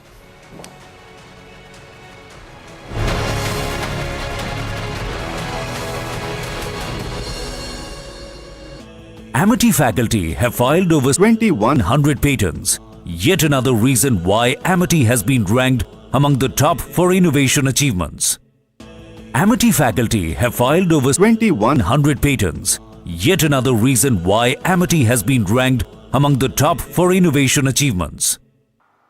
इस भव्य मंदिर में आज वाणीनाथ महादेव, पराम्बा श्री हिंगलाज माता जी और भगवान दत्तात्रेय विराजे हैं। मंदिर निर्माण में जुटे रहे अपने सभी श्रमिक साथियों का भी मैं वंदन करता हूं। भाइयों और बहनों, हमारे ये मंदिर सिर्फ देवालय है ऐसा नहीं है, सिर्फ पूजा पाठ करने की जगह है ऐसा भी नहीं है, बल्कि ये हमारी हजारों वर्ष पुरानी संस्कृति के, परंपरा के प्रतीक है। हमारे यहां मंदिर ज्ञान और विज्ञान के केंद्र रहे, देश और समाज को अज्ञान से ज्ञान की तरफ ले जाने के माध्यम रहे। शिवधाम श्री वाणीनाथ अखाड़े ने तो शिक्षा और समाज सुधार की इस पवित्र परंपरा को पूरी निष्ठा से आगे बढ़ाया है। और मुझे बराबर याद है, पूज्य बड़देव गिरी महाराज जी के साथ जब भी बात करता था तो आध्यात्मिक या मंदिर की बातों से ज्यादा वे समाज के बेटे बेटियों की शिक्षा की चर्चा करते थे। पुस्तक पर्व के आयोजन से लोगों में जागरूकता बढ़ी है। स्कूल और हॉस्टल के निर्माण से शिक्षा का स्तर और बेहतर हुआ है। आज प्रतियोगी परीक्षाओं की तैयारी करने वाले सैकड़ों विद्यार्थी को रहने, खाने और लाइब्रेरी की सुविधा दी जा रही है। देवकाश और देश काज का इससे बेहतर उदाहरण भला क्या हो सकता है। ऐसी परंपरा को आगे बढ़ाने के लिए रबारी समाज प्रशंसा का पात्र है।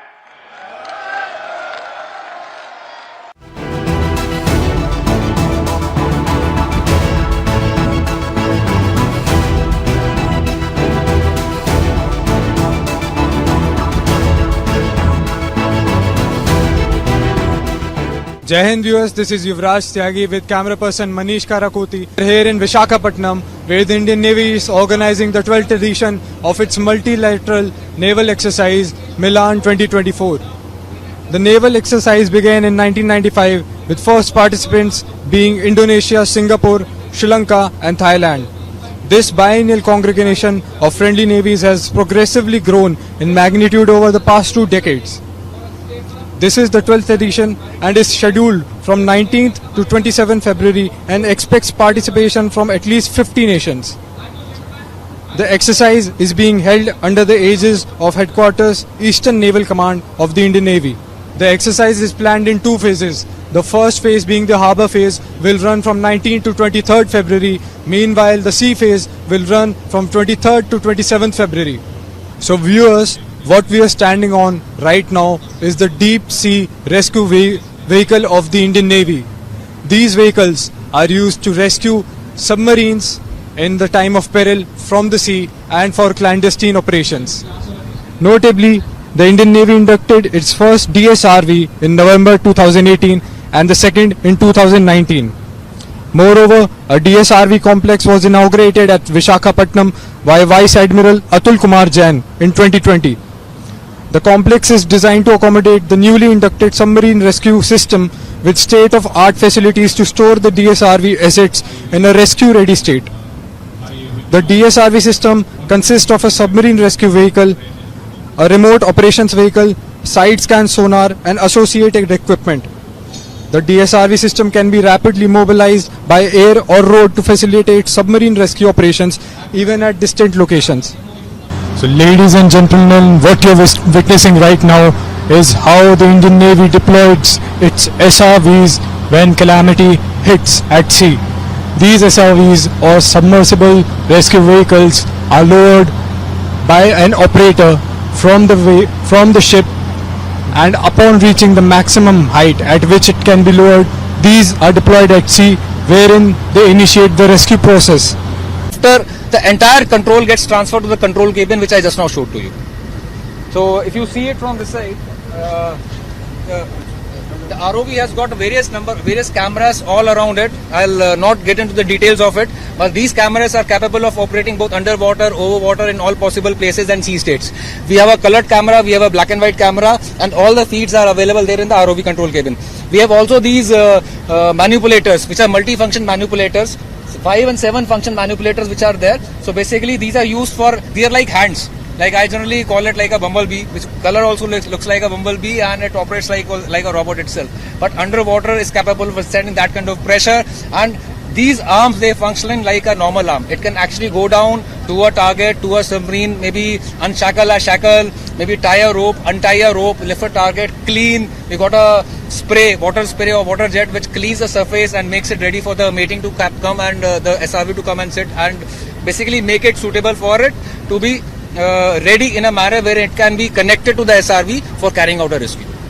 So it does a very important job, and basically getting a system and the surface ready for the SRV to come in and settle down. Amity faculty have filed over 2100 patents.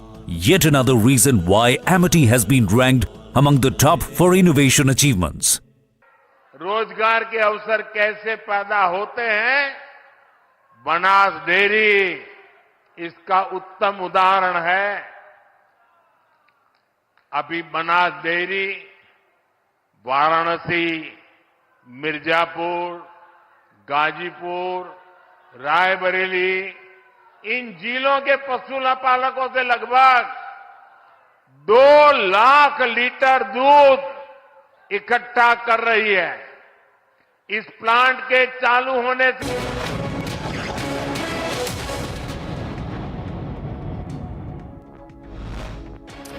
Welcome to Superfast 50. I'm Dr. Misha with you this evening. After Mamata Banerjee's all-out attempt to muzzle the right report, Republic Bangla reporter Sean Tupan walks free after the Honourable Calcutta High Court ordered the journalist deserves bail. Speaking about the Shondesh Kali ordeal, Republic reporter Sean Tupan says that there is no democracy in Shondesh Kali. He says that despite mass rape, there is zero justice for women. खाली में democracy नहीं है। संदेश खाली को जो माँ बहनें हैं उसका डेमोक्रेसी नहीं है। खुलेआम उसको लेकर जाकर जो एलिगेशन आ रहा है मास रेप हुआ है।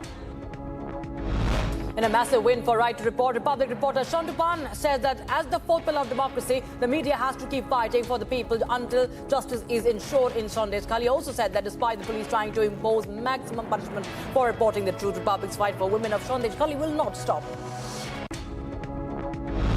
Multiple fresh revolts have erupted in various parts of Shondesh Kali against the TMC and the West Bengal police after days of relentless and unstoppable women's movement in West Bengal. Women protesters in Kacharipara and Ber Mojur confronted the police and demanded the arrest of Mafia Shah Jahan. Amidst a new wave of uprising against the injustice in Shondesh Kali, local protesters were detained by the West Bengal police. Locals alleged that the police turned mute spectators during the revolt and instead of listening to their pleas, they ran a car over them.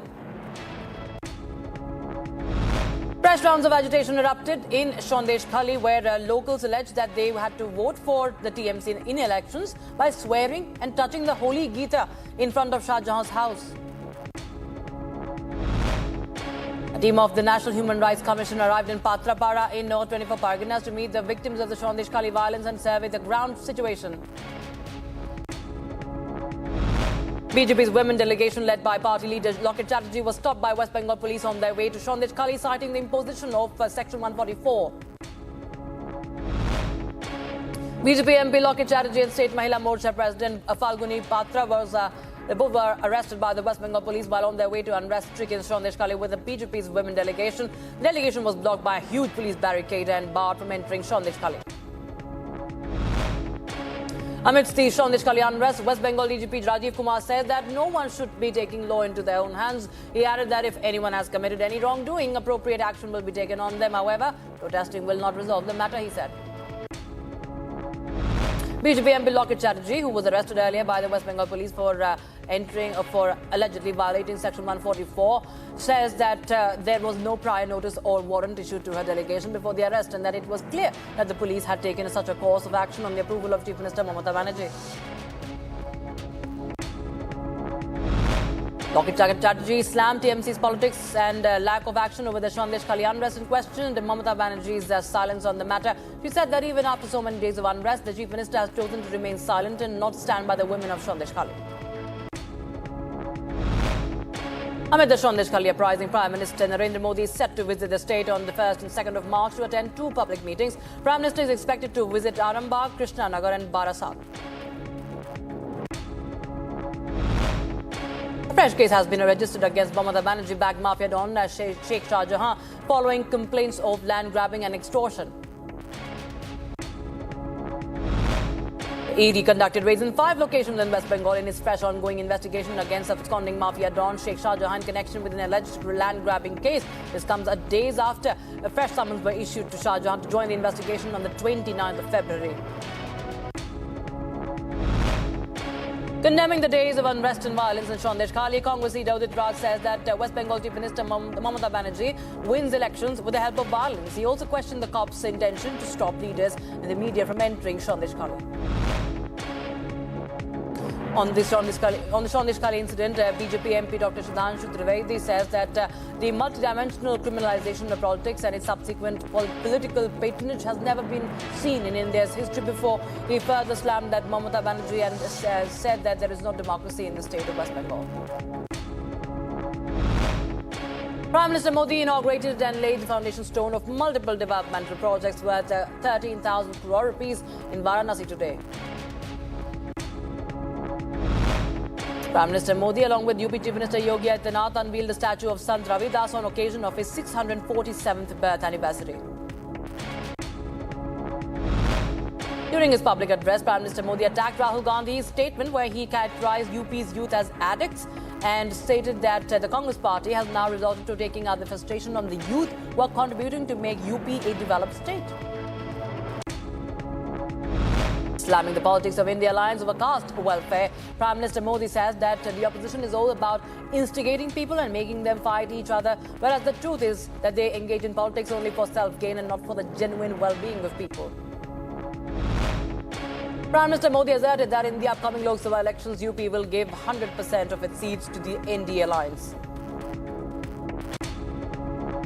Aam Aadmi Party has slammed the 7th ED notice issued to Chief Minister Arvind Kejriwal, saying it is a means of coercion.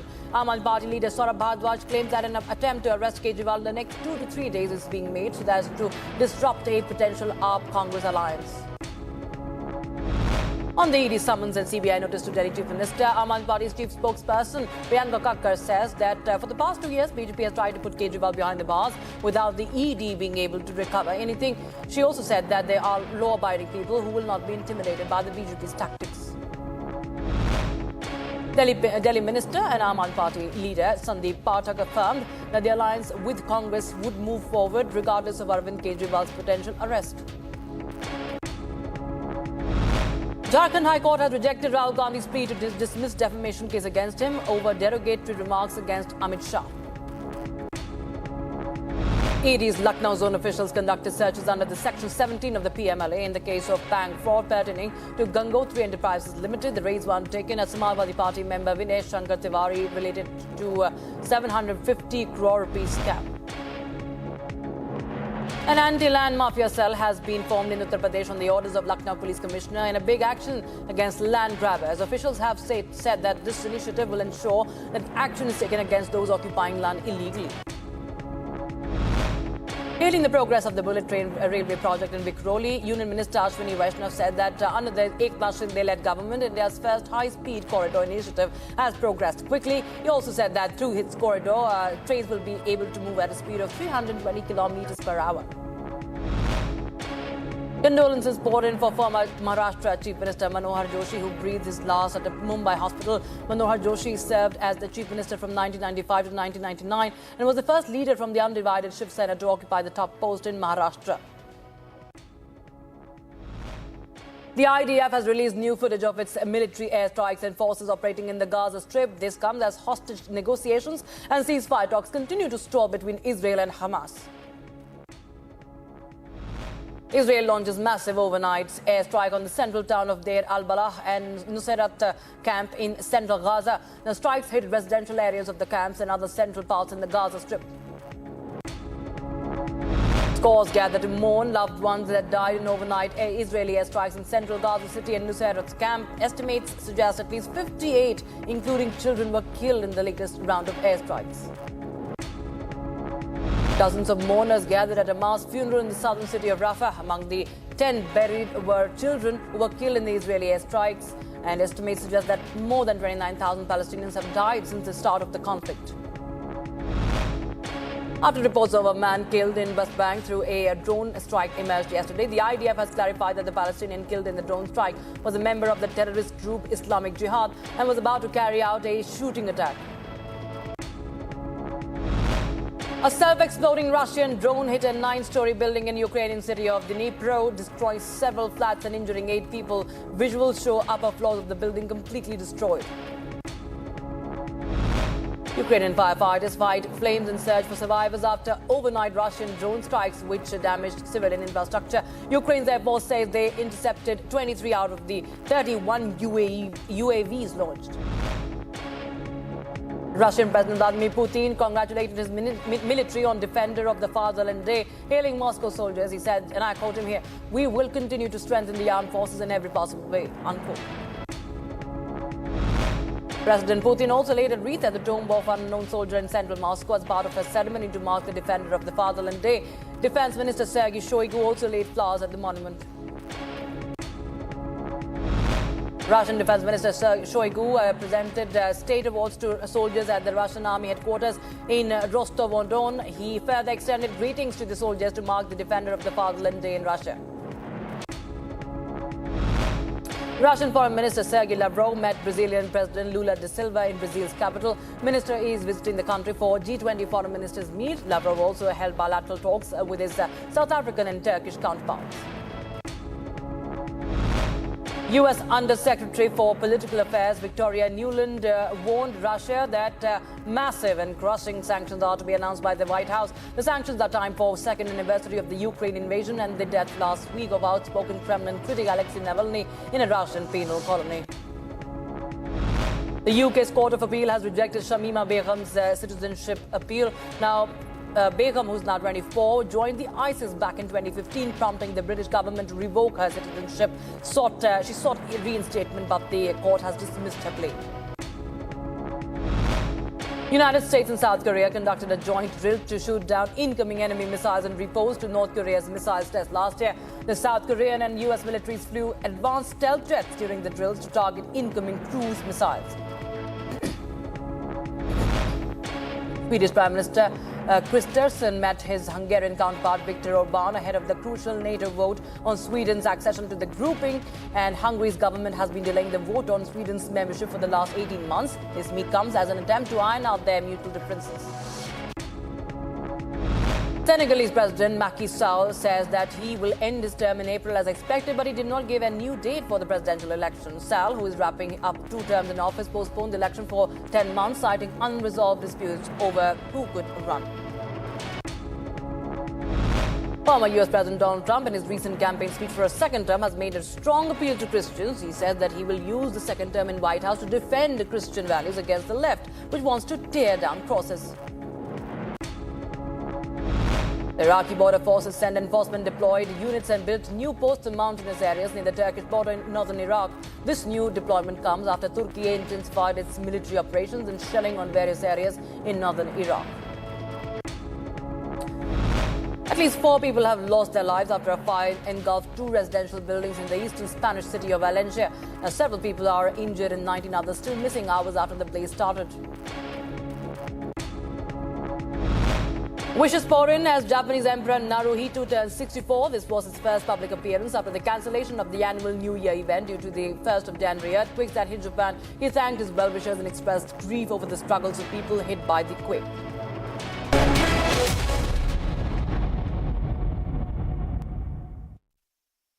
Amity faculty have filed over 2,100 patents. Yet another reason why Amity has been ranked among the top for innovation achievements.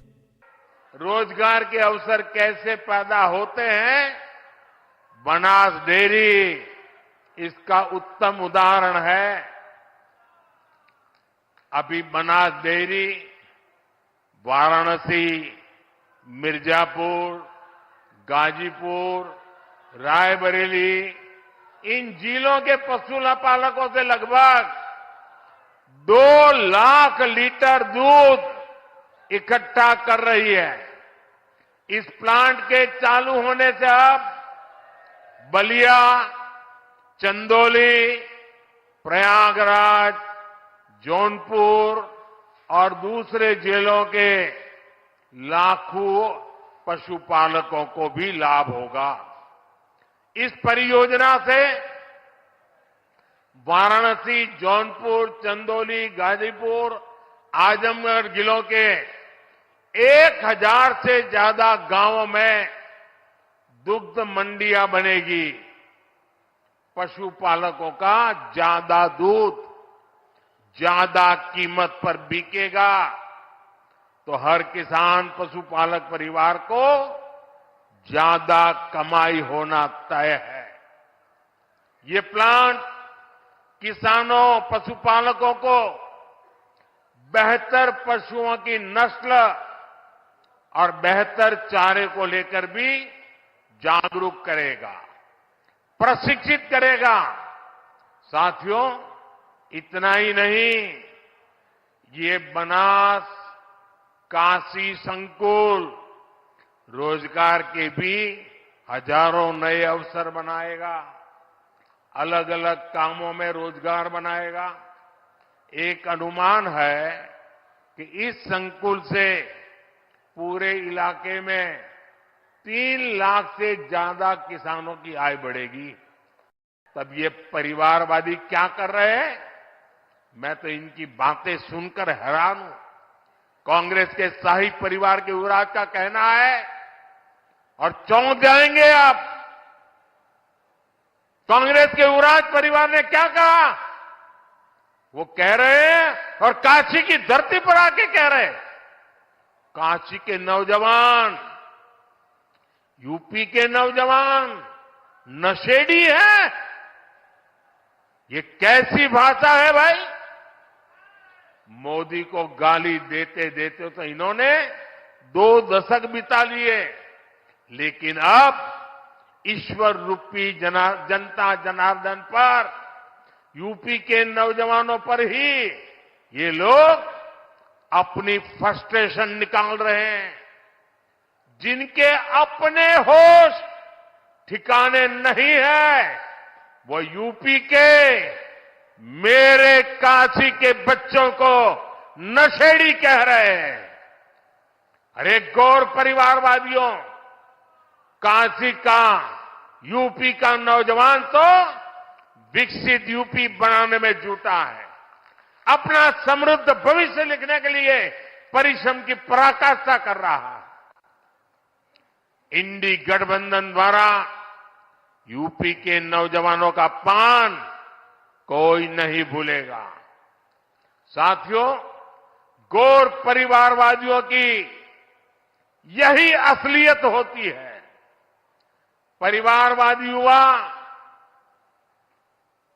हमेशा परिवारवादी युवा शक्ति से डरते हैं, युवा talent से डरते हैं।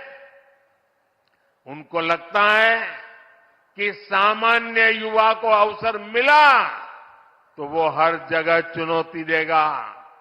इनको वही लोग पसंद आते हैं जो उनकी दिन रात जय जयकार करते रहें। ये बहनों को आत्मनिर्भर बनाने का बहुत बड़ा माध्यम है। पशुपालन छोटे किसानों और भूमिहीन परिवारों का भी बहुत बड़ा सहारा है। इसलिए डबल इंजन सरकार पशुपालन और डेयरी सेक्टर को इतना बढ़ावा दे रही है। साथियों, हमारी सरकार अन्नदाता को ऊर्जादाता बनाने के साथ ही अब अन्नदाता को उर्वरक दाता बनाने पर भी काम कर रही है। उर्वरक दाता बने। हम पशुपालकों को दूध के अलावा गोबर से भी कमाई के अवसर दे रहे हैं।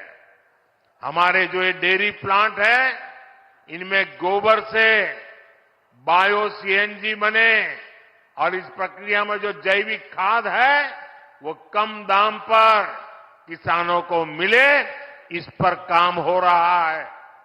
इससे प्राकृतिक खेती को और बल मिलेगा। गंगा जी के किनारे प्राकृतिक खेती करने का चलन वैसे भी अब बढ़ रहा है।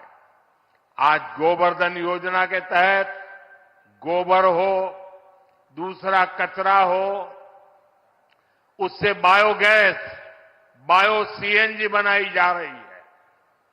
इससे साफ सफाई भी रहती है और कचरे का पैसा भी मिलता है। साथियों, ये हमारे काशी तो कचरे से कंचन बनाने के मामले भी है, एक मॉडल के रूप में देश के सामने आ रही है। आज ऐसे एक और प्लांट का लोकार्पण यहां हुआ है। ये प्लांट प्रतिदिन शहर से निकलने वाले 600 टन कचरे को 200 टन चारकोल में बदलेगा। सोचिए, यही कचरा अगर कहीं किसी मैदान में फेंकते रहते तो कूड़े का कितना बड़ा पहाड़ बन जाता। काशी में सीवेज की व्यवस्था को बेहतर बनाने के लिए अनेक काम हुए हैं। साथियों, किसान और पशुपालक हमेशा से भाजपा सरकार की सबसे बड़ी प्राथमिकता रहे हैं। 2 दिन पहले ही सरकार ने गन्ने के न्यूनतम मूल्य को बढ़ाकर 340 रुपये प्रति क्विंटल कर दिया है। पशुपालकों के हित को ध्यान में रखते हुए पशुधन बीमा कार्यक्रम को भी और आसान किया गया है। आप पूर्वांचल का उस समय याद करा, गन्ना के भुगतान के लिए पहले वाला सरकार कितना मिन्नत। सच्चाई ये है कि लोग जाति की भलाई के नाम पर अपने परिवार के स्वार्थ की राजनीति करते हैं। आपको याद होगा, गरीबों के लिए शौचालय बनाने की शुरुआत हुई थी तो इन लोगों को उन्होंने इसका भी मजाक उड़ाया था। उन्होंने जनधन खातों का भी मजाक उड़ाया था। इन्होंने डिजिटल इंडिया का विरोध किया था। इतना ही नहीं, परिवारवादी पार्टियों की एक और पहचान है, ये अपने परिवार से बाहर किसी भी दलित आदिवासी को आगे बढ़ने नहीं देना चाहते। दलित आदिवासियों का बड़े पदों पर बैठना इन्हें बर्दाश्त नहीं होता है। आपको याद होगा, जब देश में पहली आदिवासी महिला राष्ट्रपति बनने के लिए महामहिम द्रौपदी मुर्मू जी चुनाव लड़ रही तो किन किन लोगों ने उनका विरोध किया था, किन किन पार्टियों ने उन्हें हराने के लिए सियासी लामबंदी की थी। वे सब यही परिवारवादी पार्टियां आई थी जिन्हें चुनाव के समय दलित, पिछड़ा, आदिवासी अपना वोट बैंक नजर आने लगता है। I am very, very happy to announce that Niva Bopa Health Insurance has come on board as Republic TV's studio model. Niva Bopa Health Insurance is the fastest growing company among standalone health insurance players in India. It has also provided health insurance coverage to 1.1 crore people in India and settled over 15 lakh claims, processing one claim every 60 seconds. So we are delighted to be partnering with them.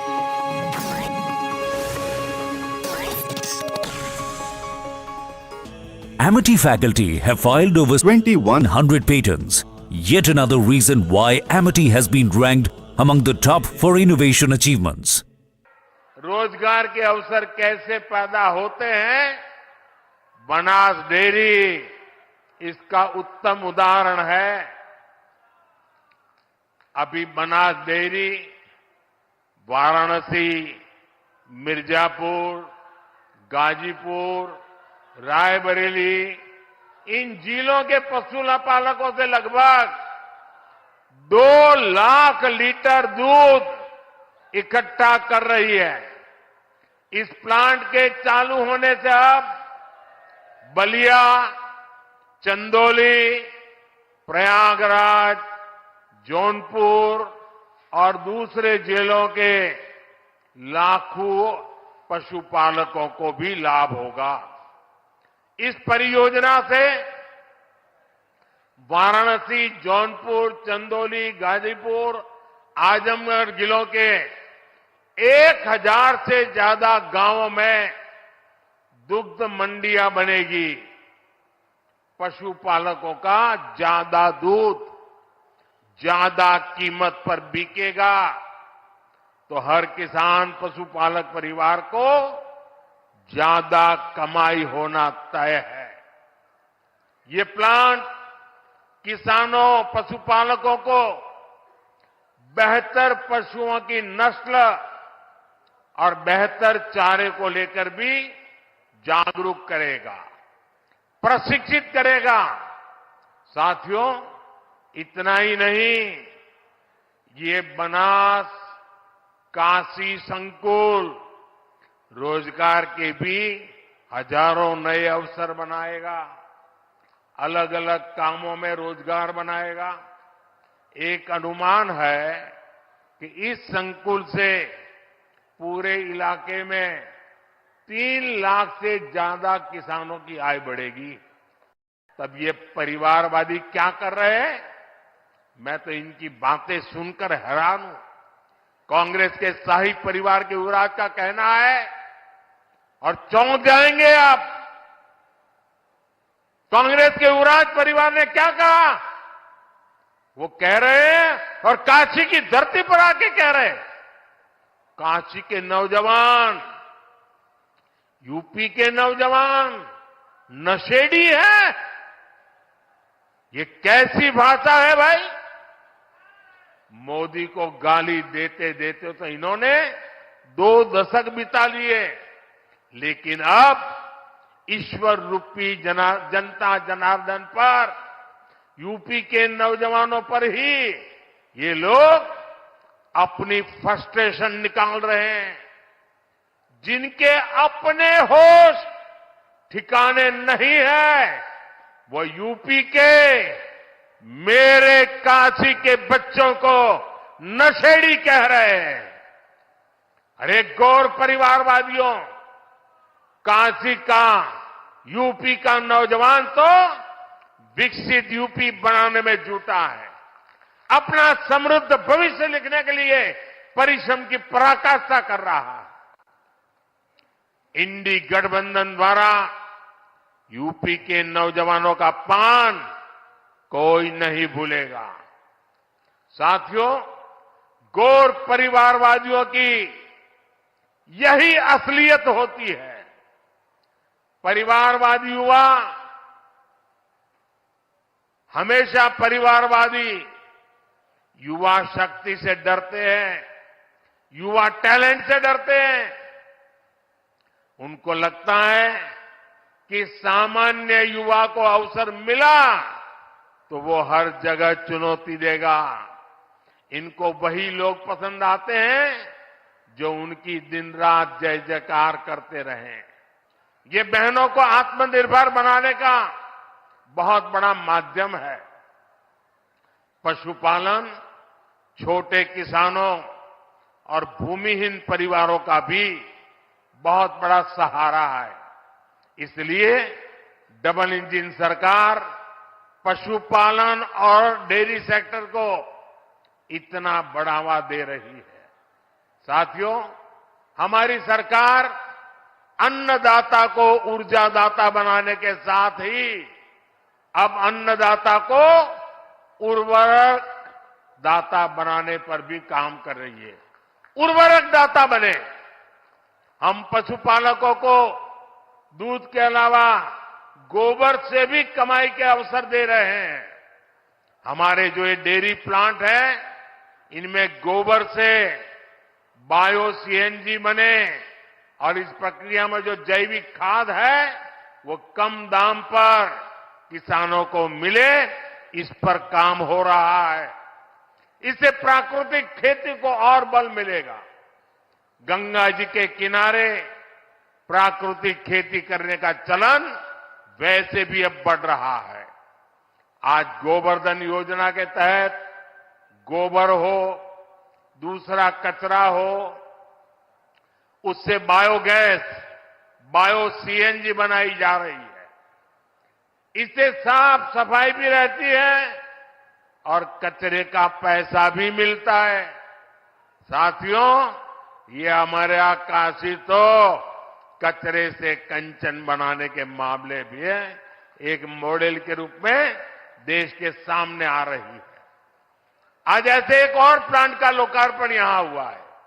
ये plant प्रतिदिन शहर से निकलने वाले 600 ton कचरे को 200 ton charcoal में बदलेगा।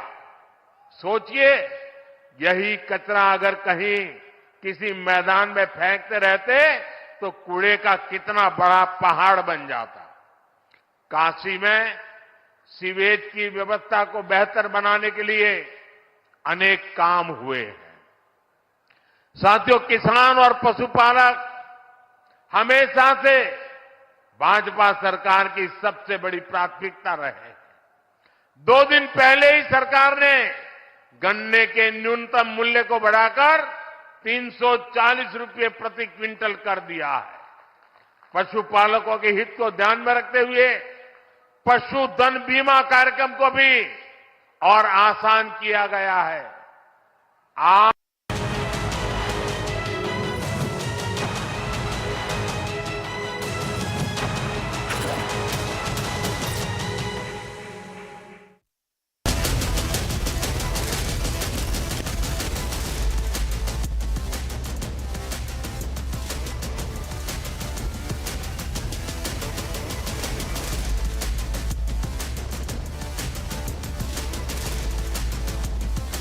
Hello, welcome you watching the burning question with me, Shavansan. As the news tightens around Paytm, questions are essentially being asked whether at all Paytm ignored the warning signs given by RBI. That's the burning question tonight. But up first, let's take a look at the headlines we're tracking at this hour.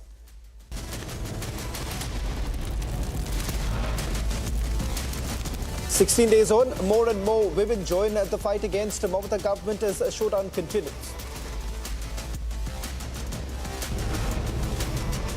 Mamata's police blocks a BJP delegation in Sandesh Khali. BJP hits out, says democracy dead in West Bengal. ED news touts against Mamata-backed Sheikh Shahjahan. Fresh case registered searches across 5 locations.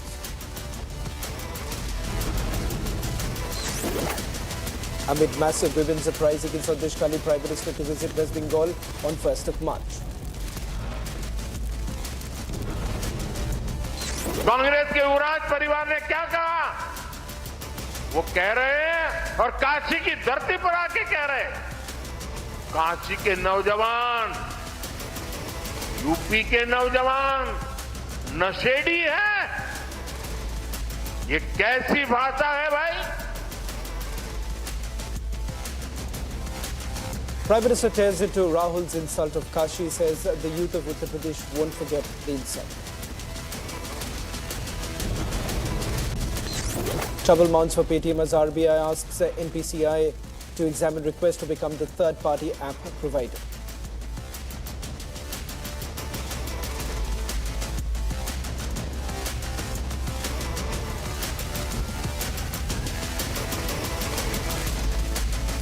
The Reserve Bank of India has advised the National Payments Corporation of India to examine Paytm's request to become a third-party application provider for the UPI payments. Now, according to the RBI, the directive has been issued to ensure seamless digital payments by UPI customers using Paytm handle and minimize the concentration risk in the UPI system.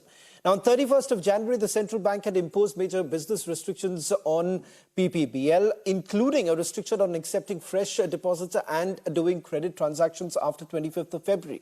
Now, on 16th of February, it extended the deadline to 15th of March.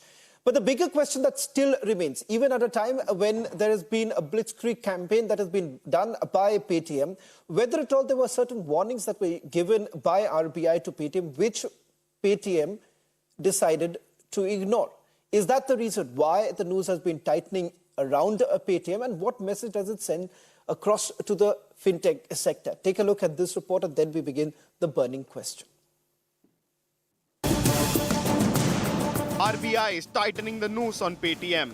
In the latest move, the Reserve Bank of India has announced additional restrictions. Paytm has been restricted from accepting further credit and also from transferring credit into customers' accounts and wallets. Further, the FASTags issued by Paytm have to be migrated to alternative accounts by the 15th of March, and the alternate accounts should be set up for merchants using Paytm QR codes. Users have also been ditching Paytm since the RBI announced restrictions on the 1st of February. Daily downloads have dropped by over 55% in 20 days. The RBI crackdown is due to various violations of licensing conditions and regulatory requirements as well as false submissions. RBI has asked National Payments Corporation of India to review Paytm's application to be UPI third party. Further, Paytm handles are to be migrated in a seamless manner from Paytm Payments Bank to a set of newly identified banks to avoid any disruption. No new users are to be added until all the existing users are migrated. Further, the RBI has told the NCPI to certify 4 to 5 banks which can handle high volume transactions as service providers. Now, Finance Minister Nirmala Sitharaman is set to meet fintech leaders on 26th of February to reassure them and address complaints regarding the stringent supervision by the Reserve Bank of India. However, will RBI's action on Paytm affect fintech sector? Is there any recourse left for Paytm now? Or is this the end of Paytm's payments bank? That is the burning question. Beginning the burning question tonight with Shashwat. Shashwat, if I can begin by asking you this question with regards to the operations that have been carried out by Paytm. Paytm says that operations will continue, nothing will impact, and if you really look at the stock prices today, it has seen a jump. But having said that, there is a big lesson to be learned, and perhaps for the fintech sector too, that all this while, if you do not really play by the book, then perhaps you will have to go through this current situation. I want to ask you this. Do you believe that if at all Paytm is going through what it is only because of the fact that they have ignored the kind of warnings that they were issued by the RBI in the past? Whether they have ignored the warnings of RBI is a bigger question, but